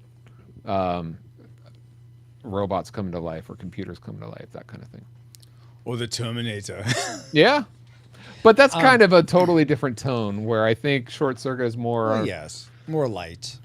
And on the comedy side more, if you get, There's jokes. Well, this has jokes, but not like that anyway. I'm pretty much with you, Paul. I did not enjoy this movie. Sorry, Bobo, and sorry, Bobo's dad. May you rest in peace. I could not with this movie, especially... So here's the thing. Two more bonus Oh boy. or 2 quibbles I have. Going on the number 2 theme. Which might keep this from nostalgic. So this came out a year after War Games. Oh. So people have a good sense of what computers can and can't do realistically. Yeah. Right. Global thermonuclear war. Let's go. Yes. So that this computer is doing all these other things did not seem very feasible. What do you mean? Making the power outlet go really hot and blow up at him, and I feel like there's a lot of things, knowing the exact layout of the whole apartment. It just felt like it was way beyond what this type of computer that goes would back be able to your that goes back to the 1983 microphone. That's amazing. Yeah, exactly. It can do it can pick up the sonar. It might as well be Daredevil. Okay, yeah. And then also that it can understand very abstract concepts of emotion. Oh, let me just tell you a few words, and now you know what love is. That's not how that works. I don't think you knew what love was even at the end. Exactly. No, I was learning the other emotions through the television. Remember? Like that's how I learned. Like Bobo mentioned, you could say that it's a fairy tale for computers. Okay, then where are the other computers in this fairy tale? I don't expect to see people. I expect to see Tron. That's more of a fairy tale for computers, if we're going to call it that. This was a fairy tale with a computer gimmick. That might be the case. Or the computer was the fairy godmother, or the Rumpelstiltskin, or whatever. So that, I felt like it was just, I was thrown for what this was supposed to be, and then it sort of just was way too, not esoteric, but it made it seem like the computer could do too many things, and I kept getting taken out of the movie because of that unrealism. So, tragic for me, but according to the Retro Rewind podcast, we rate Electric Dreams a disputed tragic film. Sorry, Bobo. If you are someone who's more in keeping with Bobo, or if you've listened to the other shows where we've had Kevin the Dapper Man on, Kevin Joshua Burnham, and you prefer their taste in movies, great. Now you know that this would be one to check out. But if you're more in line with me and Paul, or if you're an individual, go check it out for yourself and find out for yourself. Yes, that would be fine too. I'm not trying to crap on anyone's individuality, Paul. All right. But now you hate individuals. Okay. Not at all what I said. Let's get out of here. Back to our own time. Good old 20XX, please. 20XX! Comsat online. Receiving incoming transmission.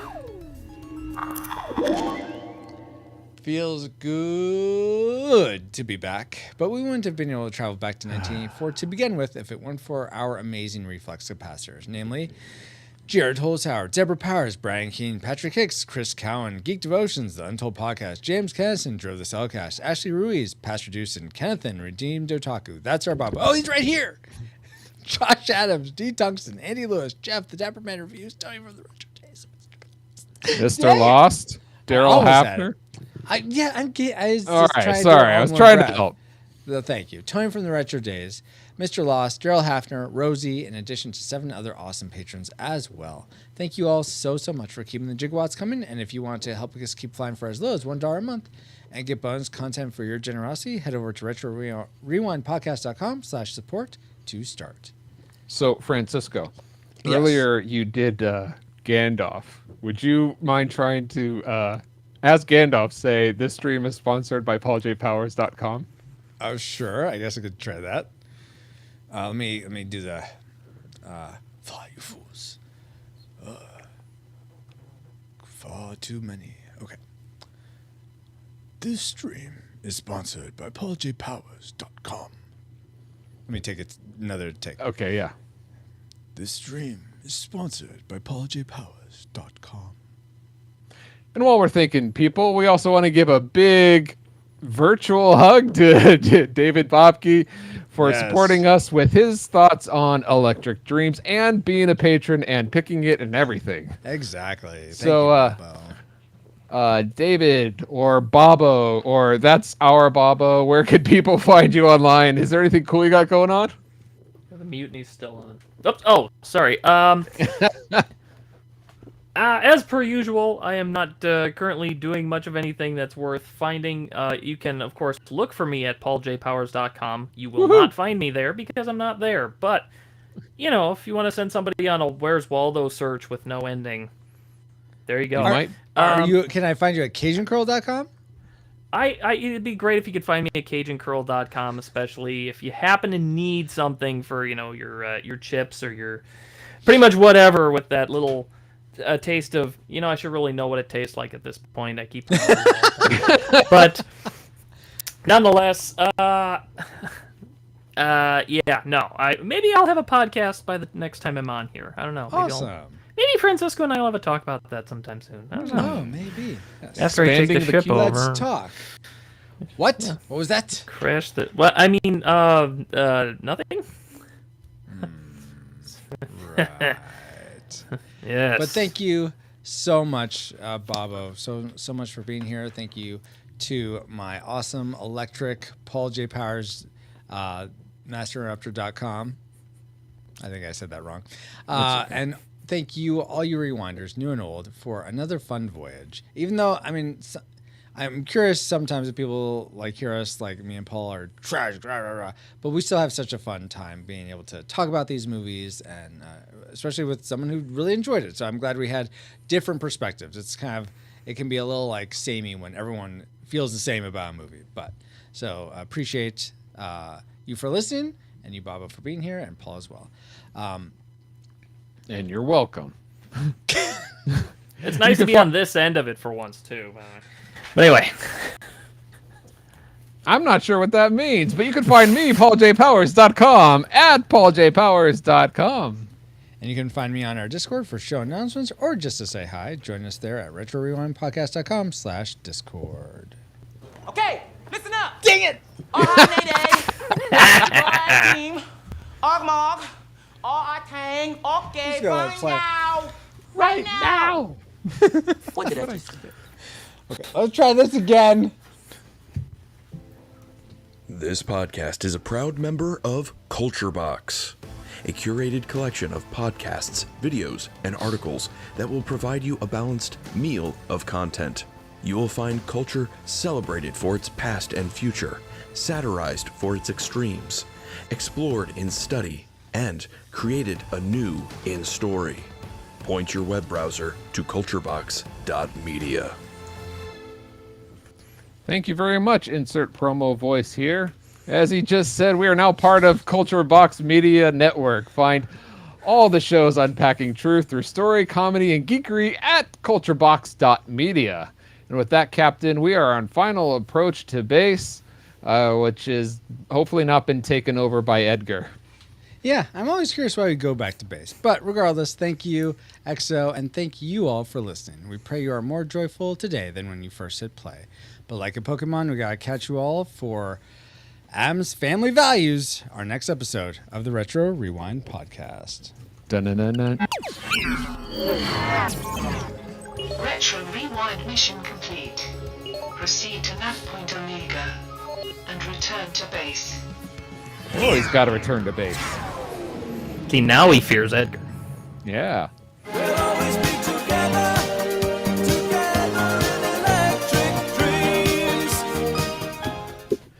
Hey, if you were electrocuted until you passed out, would you have electric dreams? Oh, like that one doctor in the next episode of the Firefly? Ship like this, be with you to the day you die. Retro. Because it's a death trap. The pod of rewind. Pretty cunning, don't you think? They were robbed of time, young Indy made them poor. Burnt out on dullness, what was it all for? With Firefly now, what reviews will they find? The hero of time, Retro of Rewind. We gotta go to the crappy town where I'm a hero. Put those womps away. It's time for another review of Firefly. This time we reviewed the episode. Well, we are reviewing each episode of Firefly on our way to our Christmas episode of the movie Serenity. We've been doing this year. And Paul, what episode are we covering this time? This time we are reviewing episode number 9, titled Ariel, which first aired November 15th in the year 2002. And do you have a one-sentence synopsis for us, Captain? Yes. So Simon, the doctor, was trying to help his sister, his sister's getting worse, and decides they're going to a planet that has a really good medical facility. So he hires the crew by giving them a job to steal medicine as the payment so that they can get his sister, River, into this brain scanner thing, and then they're betrayed. I love my captain. So there you go. That's it. Your one sentences are getting kind of run-on-y. Oh, okay. Sorry, Mr. English major, apparently. Major English major right here. Thank you. Oh, okay. Yeah, as long as you have enough semicolons in there, you're good. Okay. We got to work on prepositions with you, though, Francisco, but don't make it bad. No dangling participles. Wow. Goodness, no. Family show. I never looked at a guy before. All right, let's get into our what we liked most about this episode of Firefly. Let's start with Paul. I'm curious.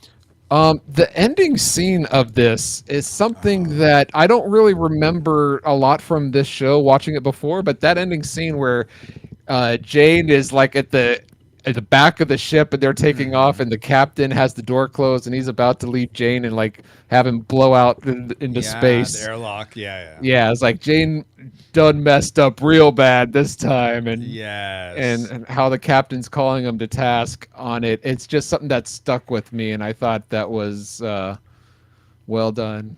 Yeah, the whole "you did to me, Jane. You did to me." I thought, so good. So yeah, good. but then as the literalist in me, I'm like, no, he didn't. But oh my like... gosh! But yeah, yes, very cool. I like how the captain fights for his crew. Yeah, absolutely. Almost makes you want to do a spiritual speculation on this episode. Why not? Oh my gosh, Baba, what's something you really enjoyed about this episode? And if I recall, you've seen this series before, correct? Yes. Oddly enough, I still have not watched the last 2 episodes for some reason, but I'll get around to it eventually. Yeah, of course. But everything else I've seen. Cool. Yeah. Favorite thing I marked out. I didn't actually make that many notes on this episode somehow, but you didn't like it so much. Interesting. My favorite thing is actually something I'm not sure happened in the episode, but it kind of made me wonder if it did.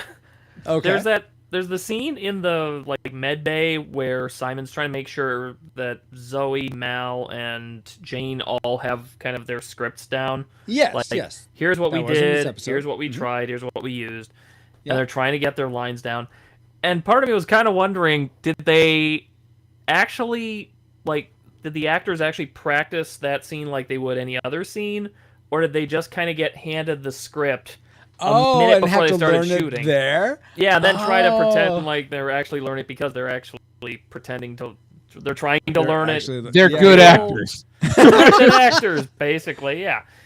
So, I wasn't entirely sure, but I thought that would be so much fun if that's how they did that scene. Yes, that would be cool. I don't know. That did cross my mind though, watching it this time. Yeah. So that's funny that you had the same thought. For me, I just love the whole. I mean, I know there are a few episodes in this where it's about a heist that they're having to do. I like how they have this plan, they put it into place, and it, of course even Mal has this line. Why can't things just go according to the plan? But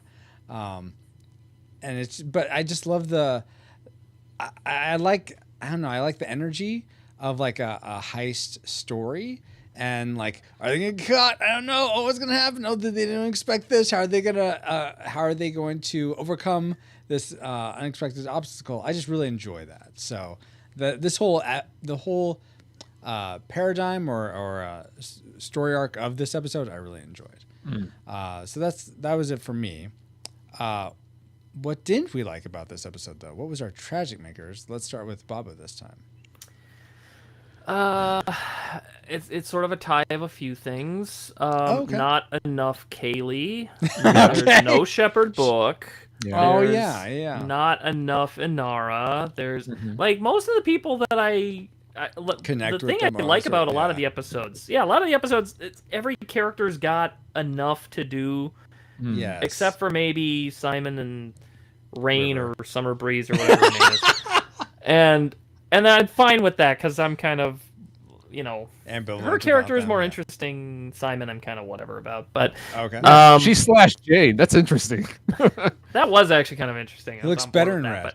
Did you guys notice that Jane is wearing a Blue Sun shirt, and that's why she's slashing it? She's actually slashing this shirt because Blue Sun is where the Hands of Blue come from. That's the company that's sort of in bed with the government alliance. Oh, I didn't know that. Mm-hmm. You have to watch it 15,000 times in order to get that, right? Exactly, yeah. Oh, okay. Like a true fan. Yeah, like a true brown coat. Oh my gosh. But continue, Baba. So the characters that you like the most weren't really there in this episode. Yeah, it's like we saw a fair amount of Jane, and then it's like, okay, yeah, Mal and Zoe, we still see a fair amount, but then there's not that much Wash, Kaylee, Inara. And again, I don't know where Ron Glass was that week. Maybe they just gave him a week off to go do a movie or something, but... Yeah. He's doing that one-off Friends episode where he's Ross's lawyer. No, I don't. Sure, he was doing a new Odd Couple reunion somewhere or something. That's an obscure reference. But anyways, was he actually in an Odd Couple reunion? He was in a show called The New Odd Couple. I believe, okay. It was him and the guy who played Lamont on Sanford and Son, if I remember right. Hey. Okay. Exactly. Okay. Moving along. Exactly. Paul, was it missing characters for you that you would have preferred, or? Funnily enough, yes. I wrote down, I want more Wash. Forget Shepard's book, being missing. I didn't mind him, but I wanted more Wash in it. Yeah. He always has some of the best lines, for sure. Yeah. And I definitely enjoy. I think that's in his contract. To have good lines. Yeah. Yes. But Alan Tudyk's, great. I really appreciate him. For me, the thing I disliked the most was I don't know if I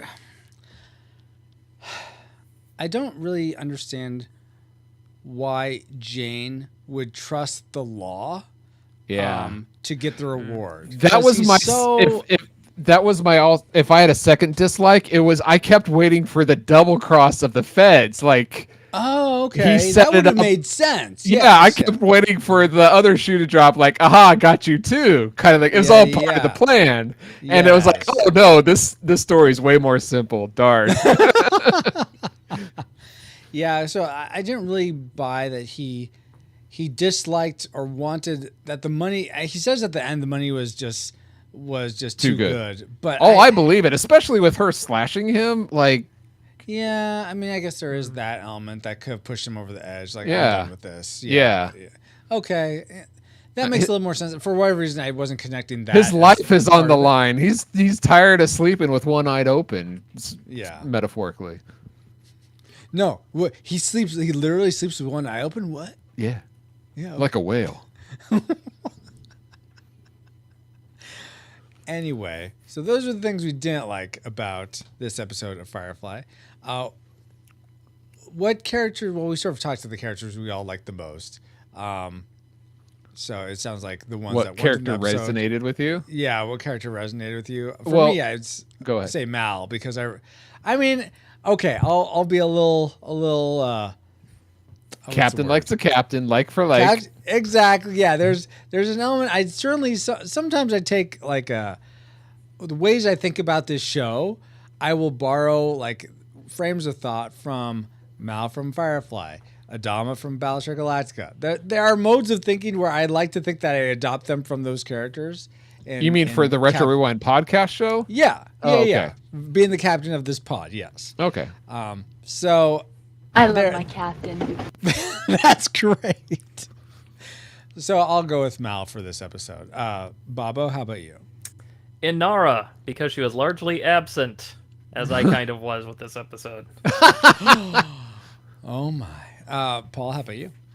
For me, it was Mal. I really particularly liked at the beginning where, towards the beginning, where Jane was on the medical table being stitched up, and Jane was like, "Hey, Captain, it's dangerous to have him on here. We need to get him off." And the captain fought for River, and then when Jane left, he also took to task the brother. Like, look, you need to get a hold of your sister, so this doesn't happen.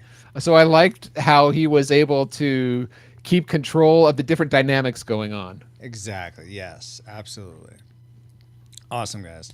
Well, then, given this episode, would we want to continue watching? This is like our pseudo final rating. Would we want to continue watching the series after seeing this episode? Baba, it sounds like no from you would be my guess, but what's your actual response to that? Yeah, the thing is, for most of these episodes I really like, and I think a big reason that I like them all is because you've got so many good, interesting characters interacting and doing their own things, and they're all... You know, it's you got a lot of interesting things going on, and even if you're not crazy about one character, there's probably a couple other you really dig. And this one's like, this felt more like just some regular sci-fi drama that was on 5 other channels at the same time. This Oh, didn't feel interesting. much like a Okay. regular Firefly episode to me. Oh, And that's interesting. Yeah, okay. Yeah, so I this episode in and of itself, I'd check out again at some point and do the kind of best of 3 that I'll try to do with a TV show. But even if one episode doesn't grab me, I'll try to give it another shot. Yeah. So it wasn't bad, but it just didn't draw me in like other episodes generally do. That's totally fair. I'm curious, what would you say is like of the Firefly episodes you have seen that drew you in the most as like a comparison to this one? Oh gosh, I don't remember episode names, but well, yeah, what happened? I know most of the names. Yeah, there's the one with that ball. Oh, the Shindig. Where Yeah, Kaylee Shindig. is eating the strawberry and there's a sort of duel. Yeah, that's Shindig. Yep, the duel, and I think that's the one where Kaylee gets the dress at the end because Mel. Yeah. Yes. Yeah, exactly. I like that moment a lot. Yeah, Shindig's good. Our Mrs. Reynolds. I remember that was like my favorite one after I saw that the first time. Yeah. Okay, awesome. That's a good. So a yeah, good way I'd to say those compare. are 2 at least of the top 3 for me. So it sounds like you're less interested in when the crew gets a job and is doing the job, as opposed to the crew is just in danger from some outside force and needs to figure out how to get out of it. Sure. Okay. And it's the whole crew. It's the whole how crew. and it's the whole crew, not just a Yeah, they could have a Tetris tournament or something on the ship. That'd be fine. Just make it entertaining. Yeah. Paul, would you want to keep watching? Yeah. I like heist. This was a heist episode. I usually like heists. There have been episodes like Jamestown where I didn't like it, but No wonder you don't like the intro song. It has nothing to do with my pitchiness. oh, it's all about that. Well, 90% plus. For me, I'm definitely would continue to watch. Spoiler, probably the only episode that I'd be like, yeah, I'm out, is the last one. The one with the bounty hunter. I forget what it's. Objects in Space. I don't Objects care in about that Space. one pretty much at all. Yeah. But that'll be the last one we cover before Serenity. Anyway, thank you guys. Oh, go ahead, Paul. No, go ahead. We need to talk about that because we've only planned for 12, maybe 13 episodes, and there's 14. So we need to make sure we squeeze them in. No, there's only 13. We did the pilot as that's counted as 2 parts sometimes, but it's just one. We covered the whole Serenity, and then the train job is the next one. Bushwhack. Okay, let's just do this now. I'm sure people are dying to know this. Serenity, train job. Let me see if I can remember them. You tell me which ones I missed. I'm not going to end to move this out. Serenity, train job. Yeah. Bushwhacked. Yep. I think I want to say Shindig is after that. Very good. I'm impressed so far. Then is Armis Reynolds. No, before that. Oh. Is Safe. Oh, Safe. Then Armis Reynolds. Then Out of Gas. No. No. Before Jamestown. that. Yep. Then Out of Gas. Yep. Then this it's is the this 9th. one, Ariel. Yep. Then after this one, is it is it War Stories after It this is one? War Stories. The next War one Stories. we're reviewing. And then Trash. Yep. Heart of Gold after Nope, that? there's one before. The Messenger. The Message. Heart yes. of Gold. Yep. And then Objects in Space. 14. You did it, Captain. Damn it. I was my own undoing. Why did I have to remember him so well? For the most part. All right. Well, then, yes, we will have to figure that out. Hope you enjoyed that, listener, for this meta conversation. Anyway, though, thank you for joining us for another episode of Firefly, and we'll catch you next time. Stay shiny. Good night. Don't let the space bugs bite. All right. So I felt the bite me rising. Yeah, it's been rising all night, Geek Devotions. Hello, by the way. It's cooled down a bit, but yes, I do need a break. Okay. He go for it. vented a lot during that first episode. Oh, my goodness, did I? Whew. Yeah, too much venting. It brought the meter down a bit. You need to it was like hold that. it in. It was like that Simpsons episode where Homer gains all that weight and then he stays at home and works there, but then, the thing blows and it's Yes. I don't know how it was like that, but anyway. No, because he needed to keep pressing the button so it wouldn't blow up. Because he would just need to vent it every so often. But I press your buttons so you will blow up. Oh my gosh! Not supposed to have me blow up. What's wrong with you? Why would you do that? How are you doing tonight, Geek Devotions? It's been fun getting to see your things from GeeksCon, the episode where you sort of had the clip, I think, from your Twitch stream where you went over all the photos from GeekCon and getting to hear your guys talk about that. It's also fun getting to hear the panel discussion, especially getting to hear Retro Rewind pod name being dropped. Yeah, that's right. Do not self-destruct, Francisco. Okay, I'm trying not to, Ashley. They're the ones trying to do it. How dare they? How dare they? Wait, how am I going to self-destruct you? I mean, isn't that a contradiction in terms? To self-destruct. Maybe that's a better way of putting it. So you're going to make you blow yourself up. Okay, gotcha. Okay, in a ship, there's a self-destruct mechanism that has to be hit or started by the captain usually. So that is self-destruct. It's not like the computer decides, oh, I'm going to self-destruct today. It's not like that. So it's self-destruction as opposed to some outside force destroying you. I got you. It's okay. Do you though? You were having trouble with prepositions earlier. It's all right. See, Fairy Tale for computers means the computers are just watching. It's presented to them.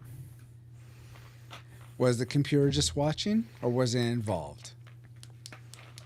I don't know. I wasn't there. Well, that computer was in the story. Exactly. So it wasn't for computers. It was about a computer for computers.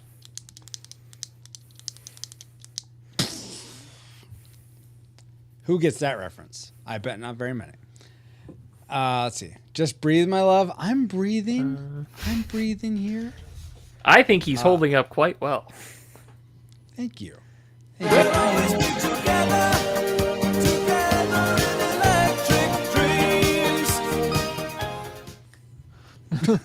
I hope you don't get copyright flagged on that. Thanks a lot, Paul. Don't worry. No copyright knows this music. Are you open to some honest feedback, Francisco, right now? Yes, or should I say that for later? No, you can. You need to work on your Gandalf again. I know, I felt like I was losing it too. Yeah, Okay. well, you used to be really good, kind of like I was with my Mickey Mouse. I got good, and then now I don't think I can get it back. But oh no! Tonight it sounded more like any old man it could be rather than just. How dare you, Paul? See, even that sounded better. Oh my gosh! But this stream is sponsored by PaulJPowers.com. It was so good. The first half was great. Then you sped it up. You want to go for another stream? Sorry, go ahead. Sponsored by PaulJPowers.com. A little louder on the .com. I couldn't quite. This stream is sponsored by PaulJPowers.com. No, you lost it. Dang it, Paul! Fine. I'm just being honest. I'll work on that. What line did I used to always say a certain line to get in the mode? I don't remember what it was. I haven't seen Lord of the Rings in forever since we covered it on the podcast. So perhaps he knows too much. Sorry, that's Pirates of the Caribbean ride. Keep it secret. Keep it safe. Yeah, I haven't been on that ride in forever. Okay, everyone give me a thumbs up if you're ready for spiritual speculation. Yeah! I haven't got much of anything. But... Well, we're just going to do mine and be done. Okay. That's fine. I should bring We can do that if you had one. Take me where We could do both. One of each. I guess we could, yeah. Bible. We'll go with that. Genesis 3. Por favor. Oh my. I just want the whole thing, please. All right. Okay. Got that. There we go. Is Geek Devotion still on? Maybe we should bring him aboard. Nice. Well done. Do you think that worked keeping some of those intros in the big? I was wondering. There were some things that are like, oh, this could have been left out. I debated sometimes, like, but I felt like there's a good joke, and that's why I usually leave things in. But I thought maybe you wanted it to be longer, or you wanted to capture the whole. Some things you're like I didn't. Some intros I left out, like some of the ones that seemed like there was a good break, but that one seemed to work. So anyway, like when he yells, "Miss Tessmacher," as he's fading out. Yeah.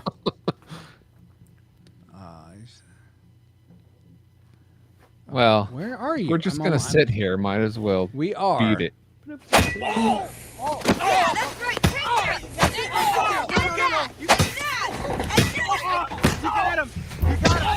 Are you okay? Yes, okay, I'll be right back. Hey, come here! No, I think he's had enough. Oh, I'm sorry. Oh, my Oh, gosh. Can you imagine if Electric Dreams had Adam Sandler and Drew Barrymore in it? That'd be interesting. It would be interesting. Oh. Yeah. And Maybe that needs to be their next project. in some ways, it might have been better. In other ways, not as good. Definitely. Yeah. But anyway, see, now these days I feel like that concept would be more believable. Like the computer could do all that. Well, yeah, but now it's not like novelty. Like back then, it was. I suppose That would be like a TV movie nowadays. You know what I mean? That's fair. That's fair. All right, let's go ahead and start. Not that TV has movies. They have movies on TV now. Oh, they stream it now. Welcome, Reflux Capacitors, to another spiritual speculation where we talk about the spiritual themes or questions that movies we cover on the podcast prompt us to think about. This time, this conversation, as short as it may end up being, but who knows, maybe it'll go forever, is associated with the review we did for the movie Electric Dreams from 1984, not the Philip K. Dick Amazon series. This is a movie, Electric Or Dreams. even the movie Blade Runner. That's not it either. Nope. Which you can listen to our review of that with Bobo at retrorewindpodcast.com/259. But we have Bobo here again to continue this conversation. Yeah. Before we get into it, let's go around real quick and say our name, what our spiritual life was like growing up, and what we currently believe today. My name is Francisco, in case you didn't know that. And I was raised Presbyterian, which is a Christian denomination, and currently a non-denominational Protestant Christian. Yes, I know. Non-denominational is technically a denomination. I want to hear I don't think it's technically one, why but don't you people send me label a it strongly worded letter about it to pauljpowers.com. I was about to say, put it in a bottle and throw it in the ocean and see if it gets to you. I am on the coast in a way, so Yeah, anyway, you might Bobo, get it. let's go with you. Yes. David Bobke or Bobo here, and according to this chart, I was schooled Missouri Synod Lutheran from grade school through high school. Oh, And okay, then, yes. Church was Missouri Synod Lutheran until about 4th grade. Then it was ELCA Lutheran, and then somewhere around college left that one and went to a non-denominational church. Oh, God. you joined Thank you your for the denomination, Francisco. Yeah, exactly. Paul, how about you? I grew up was into computers, and I bought one, and then it started acting up, so I poured champagne on it and came to life, and I tried to appease it, but that wouldn't work. So then I gave my life to Jesus, and I've been following him. And what happened to the computer? And what happened to the computer? I think it's running the interwebs right now. I don't know. Oh, okay. What were you going to ask, Bobo? I was going to say, if you poured champagne on it, Francisco's going to call you a heretic. Oh. Yeah. Well, I'm sorry. It was wine. Oh, there you go. And bread also? Communion? Unleavened bread, no. Okay. I didn't want to make it holy. Anyway, guys, so this movie, Electric Dreams, that we watched, I felt like there was a lot of the main character, Miles, which the computer kept calling Moles, Didn't do a lot. Paul, I think you phrased it a certain way. It was one of your dislikes. He was very hesitant, or what was it? He was too awkward and unbelievably so. Yeah, too awkward. Sort of just he wasn't honest. Wasn't honest. Very passive about like being upfront. Well, hey, yeah, I didn't write that music. This is a computer, not a structure. Yeah, all I'm that dripping wet because I wasn't in the shower. That kind of stuff. And then does he also lie about he does have a dog, but even though he doesn't, and it's just and then it was back and forth on that. He wasn't even consistent in his lying, which makes sense. So what it reminded me of, or at least our conversation about, reminded me of some that is usually called the passivity of Adam, which is something that a lot of men classically struggle with, and it goes back to the original Adam from Genesis. And this is in the garden, the serpent is tempting Eve, and then I'll pick it up this is Genesis chapter 3, verse 6. It says, when the woman saw that the tree was good for food, and that it was a delight to the eyes, and that the tree was desirable to make one wise, she took from its fruit and ate it, and she gave also to her husband with her, and he ate it. So the way I've heard be talked about is that it's not like her husband was like came along and then, oh, here's some fruit. Oh, okay. It's like he was with her the whole time, like looking at what the serpent was doing and trying to deceive her and be like, oh, I don't know what's going to happen. Let's see. Yeah, you eat it first. Let's see what happens. Oh, you didn't die? Okay, now I'll have it. Well, that's speculation. That is speculation. But what I've heard is the Greek or the Hebrew does indicate that he was there the whole time. Oh, interesting. So, or at least he knew that what he was getting into. It wasn't that he was tricked into that. Oh, this is the forbidden fruit. Oh, you didn't tell me. Yeah, exactly. Yeah. Exactly. So, given that, I feel like it reminded me of this, where we don't want to like live into our masculinity or go to battle is another way of phrasing it. We want to sort of just stay in our comfort zone, let other people do the oh my gosh, Paul. Gotta lean into my masculinity. That's why I'm laughing. Yeah, what's up? It's not like Francisco's completely lost it or anything. Got to support the team.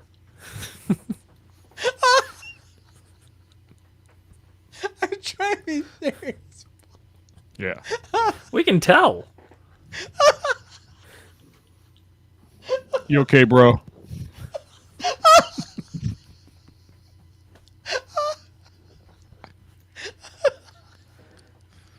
Sorry, folks. This will take a moment. He's falling into his masculinity right now. On the edge there. Don't worry, he's still in control. He'll make it through. He's pulling through. He's let go of the controls. Paul is currently guiding the ship. We're there for you, man. You got this, bro. The glasses are off. Almost getting there. The bite meter has come down significantly. It's all joy from here. That's it. Lean into the masculinity. Now push. Rah. Oh, no, that's the other thing. Sorry. Pull. Push. I Flex. had to stop. There you I had go. to stop. You could do it. Almost there. Get back in your chair. You got this. Come back to us, man. Francisco calls a 30-second timeout.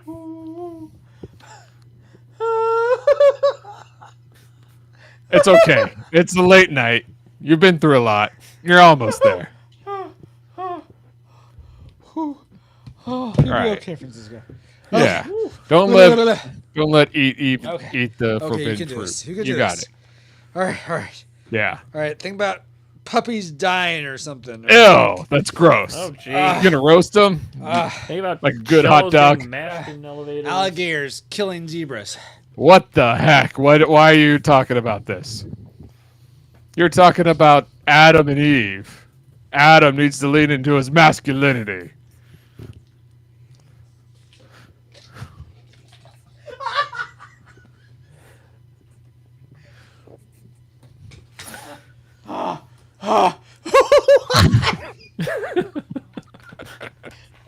Whoa, you're turning beet red. Oh my gosh. You almost turned to the Retro Rewind podcast red. Oh gosh. Note to self: get a full screenshot of Paul right now. Yeah, you got this. Lord God, help me, please, with these laughing fits. This is how you felt in class when someone would make you laugh, Paul. Yeah. And then you couldn't stop control laughing. it. Then I get in trouble. Go to the principal's office and get a whooping. Yeah.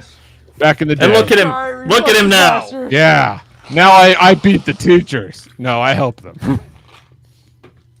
Oh my. You know, lifting weights and a couple double here's stuffed what I'm gonna Oreos, and you're good to Put go. the earbuds back in, but I'm gonna keep my eyes closed because the sight of Paul's beefcakeness is just too much to behold. It's like Moses coming off the mountain, and if I look at it, I'm gonna die again. So don't worry, I'm here for you, bro. It's just gonna keep my eyes closed. You got the it. Voice, the voice and visual combo is too much. So Lead into that masculinity. You got this. I am gonna lead into it. All right. Okay. So I think what I was trying to say before I had this epic meltdown is that that's something where I don't know. I mean, maybe Paul and Baba, you guys will have different experiences. I know for me, I've in the past certainly have wanted to shy away from battling, whether it's probably a lot of it's spiritual warfare. I just want to give into temptation, or I want to be more passive and just let life happen as opposed to trying to do something, because then you risk, and when you risk, you could fail, and you know it's often that I don't want to fail. So you guys could be better not to do and fail. Better to do nothing rather than try and fail.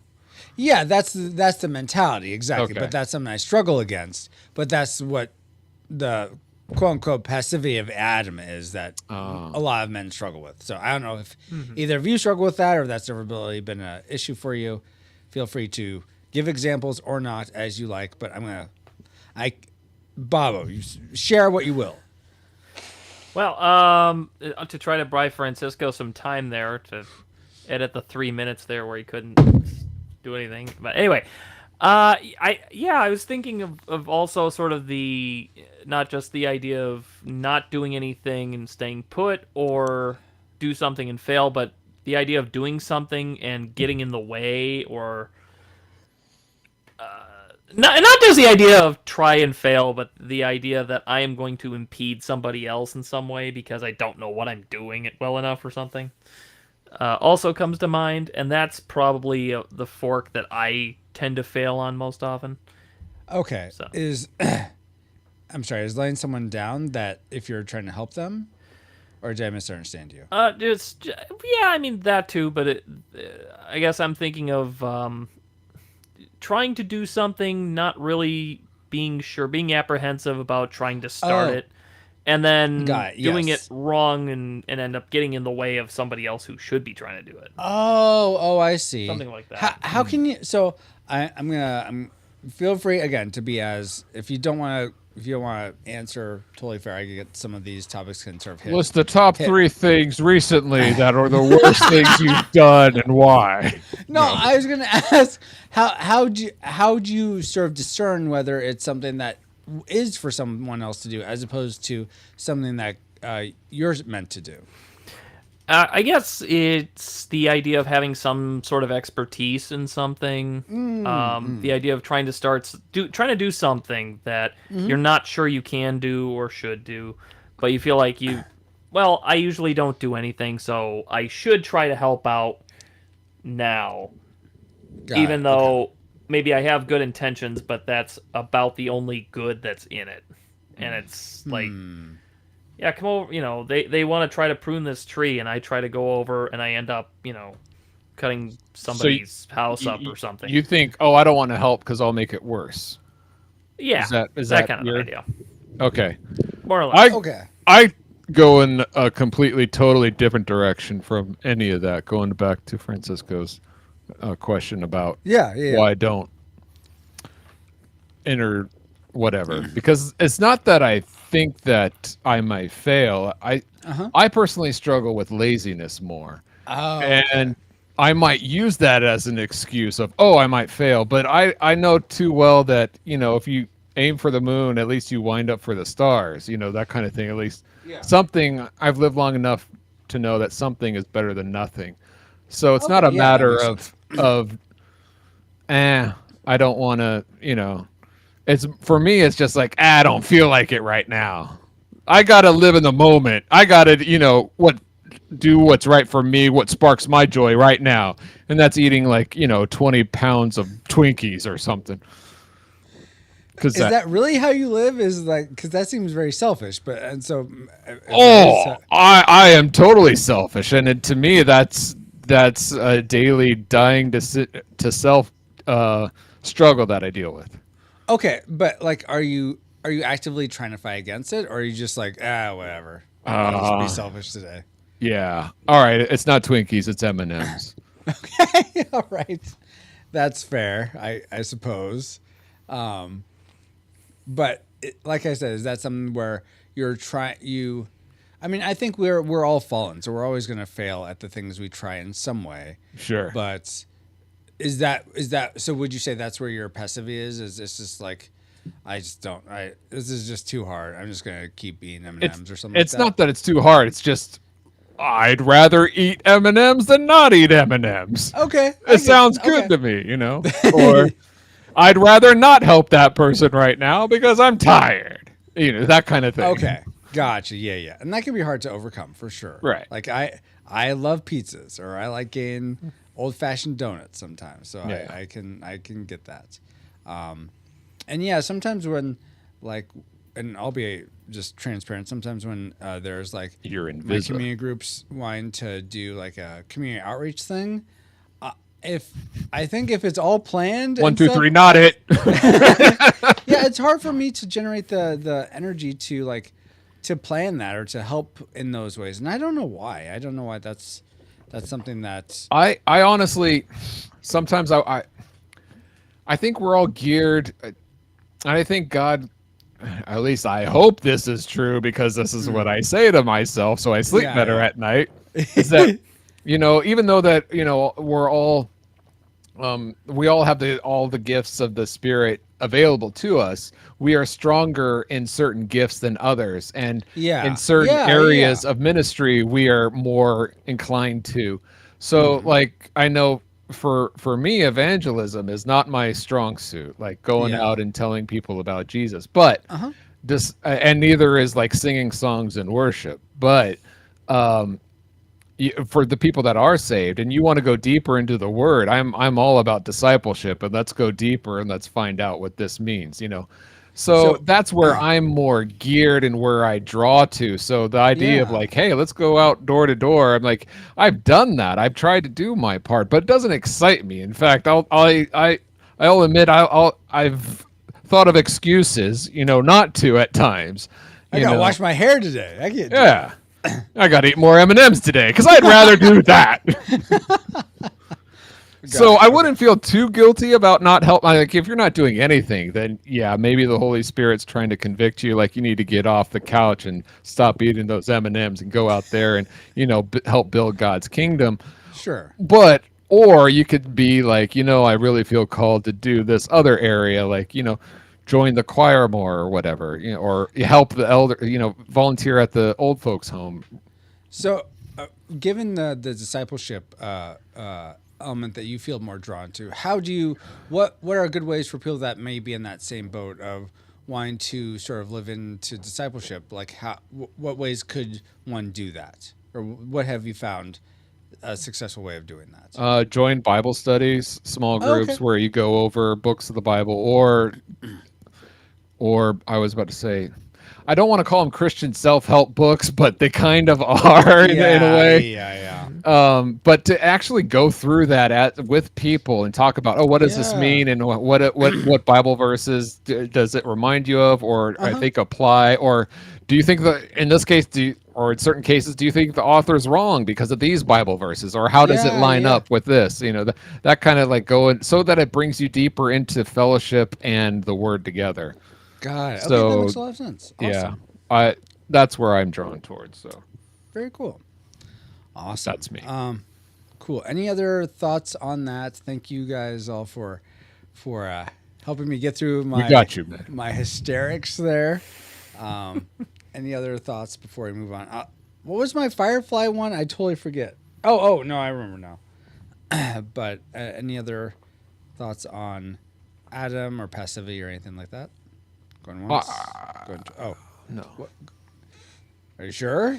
No, I certainly don't blame Adam. Like, I wasn't there, and I've been told that I would probably do the same thing if I was there. Oh yeah, totally. So, it's. I mean, a lot of people use that as judgment of like, oh, when I see Adam in heaven or Eve, like I'm gonna give him the cold shoulder, and I don't. Oh no, because we would all do the same thing. I mean, all the people, like, just like I would be probably there wanting Barabbas if I was in Jesus' time. I probably would not be saying no, save Jesus, because. Yeah. We're all that crowd wants Barabbas, so go with the crowd. Yeah, because we're all having a good time. Who don't want to disrupt that party? It's not how I meant it, but okay. The Jews took over the Romans took over our land, and we are fighting amongst ourselves. We're finally getting together on something. So yeah, let's crucify Jesus. Let's keep this party going. No, but I understand. I would have probably been. Yeah, and so I'm not trying to. I was just throwing that in there. Something to add is we're not trying to blame Adam, but I was just trying to relate to him more. Exactly, right. And see how we're falling, and all the more where we need Jesus. Yeah, sure. I need to lean into my masculinity too, and not my M&Ms. Yeah. I just imagine you sleep on a pillow of M&Ms bags. Dude, I ain't even lying. Like, here we go. Here we go.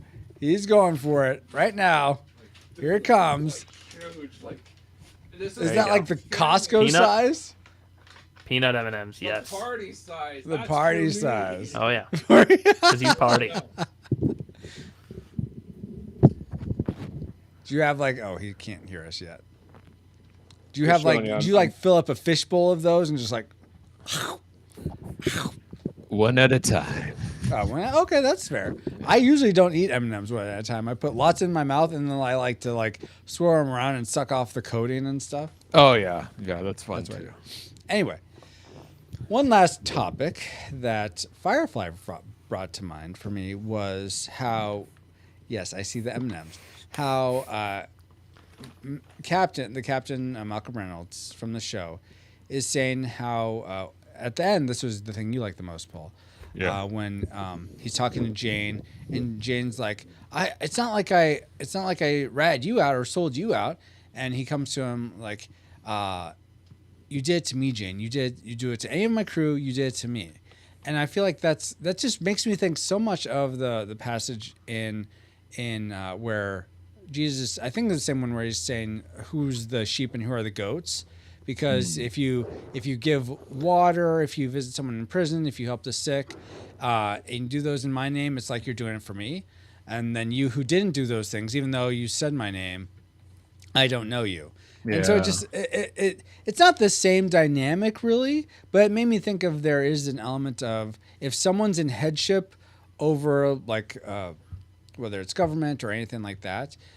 Doing something to someone else that's under that same headship is in a way doing it to the one that is the head.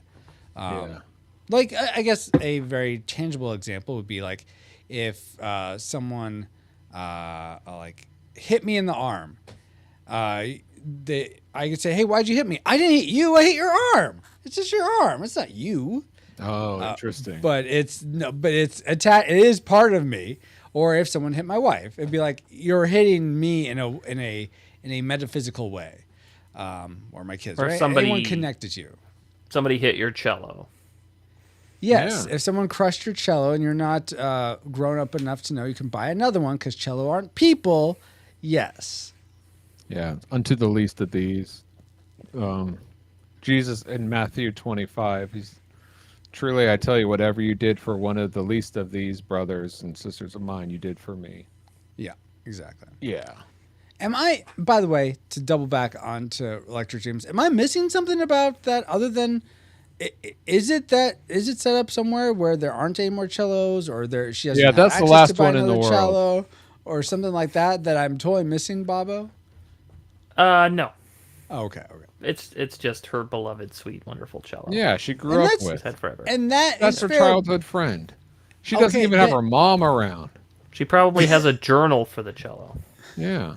She has And no that is friends. absolutely fine that she had such connection with that cello, Fills but the she can holes buy in her another one. life with men and cello, and cello was taken out, so now she doesn't know what to do because the men in her life are, not fulfilling.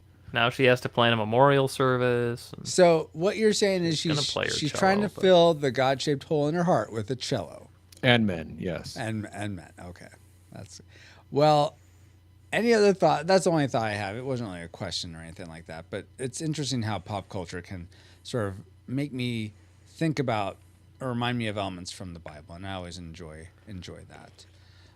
Any other thoughts or promptings or ideas before we close out? Alrighty then. Well, thank you so much, Paul and Bobo. Thank you so much, Reflexive Pastors, for supporting this content. Really appreciate each one of you. And until next time, for me, for Bobo, and for Swole Paul, we bid you all shalom. That means peace. Oh my gosh. Oh, he held out so long. I don't know why that was so. Okay, you're not gonna get me again. I think it's run its course. I'm just looking at me. I forget you. I'm enjoying me. Oh my gosh. But yeah, thank you guys so much. Yeah. Let's see. All those broken cellos, sadness. Yes, Ashley, totally. Thank you all so much for the review and spiritual speculation. Hoping everyone has a good night. Thank you, Ashley. Oh, we will be back. I will be back. I will be on tomorrow morning for the last Sarah-Kid adventure of this season. Going to be playing probably just Ni no Kuni because I don't want to start another game since I'm ending the season, and I finished Aladdin last time. That's not Nathan Fillion, is it? Oh, that's just Chad Paul or like Guapo Paul. I forget what it's called. Not that you're not handsome without the filter, but anyway, we'll be I'm still here, El Guapo. And then tomorrow night we'll be playing some more Chrono Trigger, hopefully getting ever closer to Lavos. And will you be on to help me, Paul, Obi-Wan? Tomorrow night? No. Tomorrow night? No. Well, I helped you through 2 quests last week, so I need all the help I can get. But no, that should help you. Like, all right, you get a sense of it. As a bonus, I know no one's asking for this, but as a bonus, I'm going to just share something real quick that was working on some today. Oh, is this pixel art? Cute. Yeah, it's pixel art.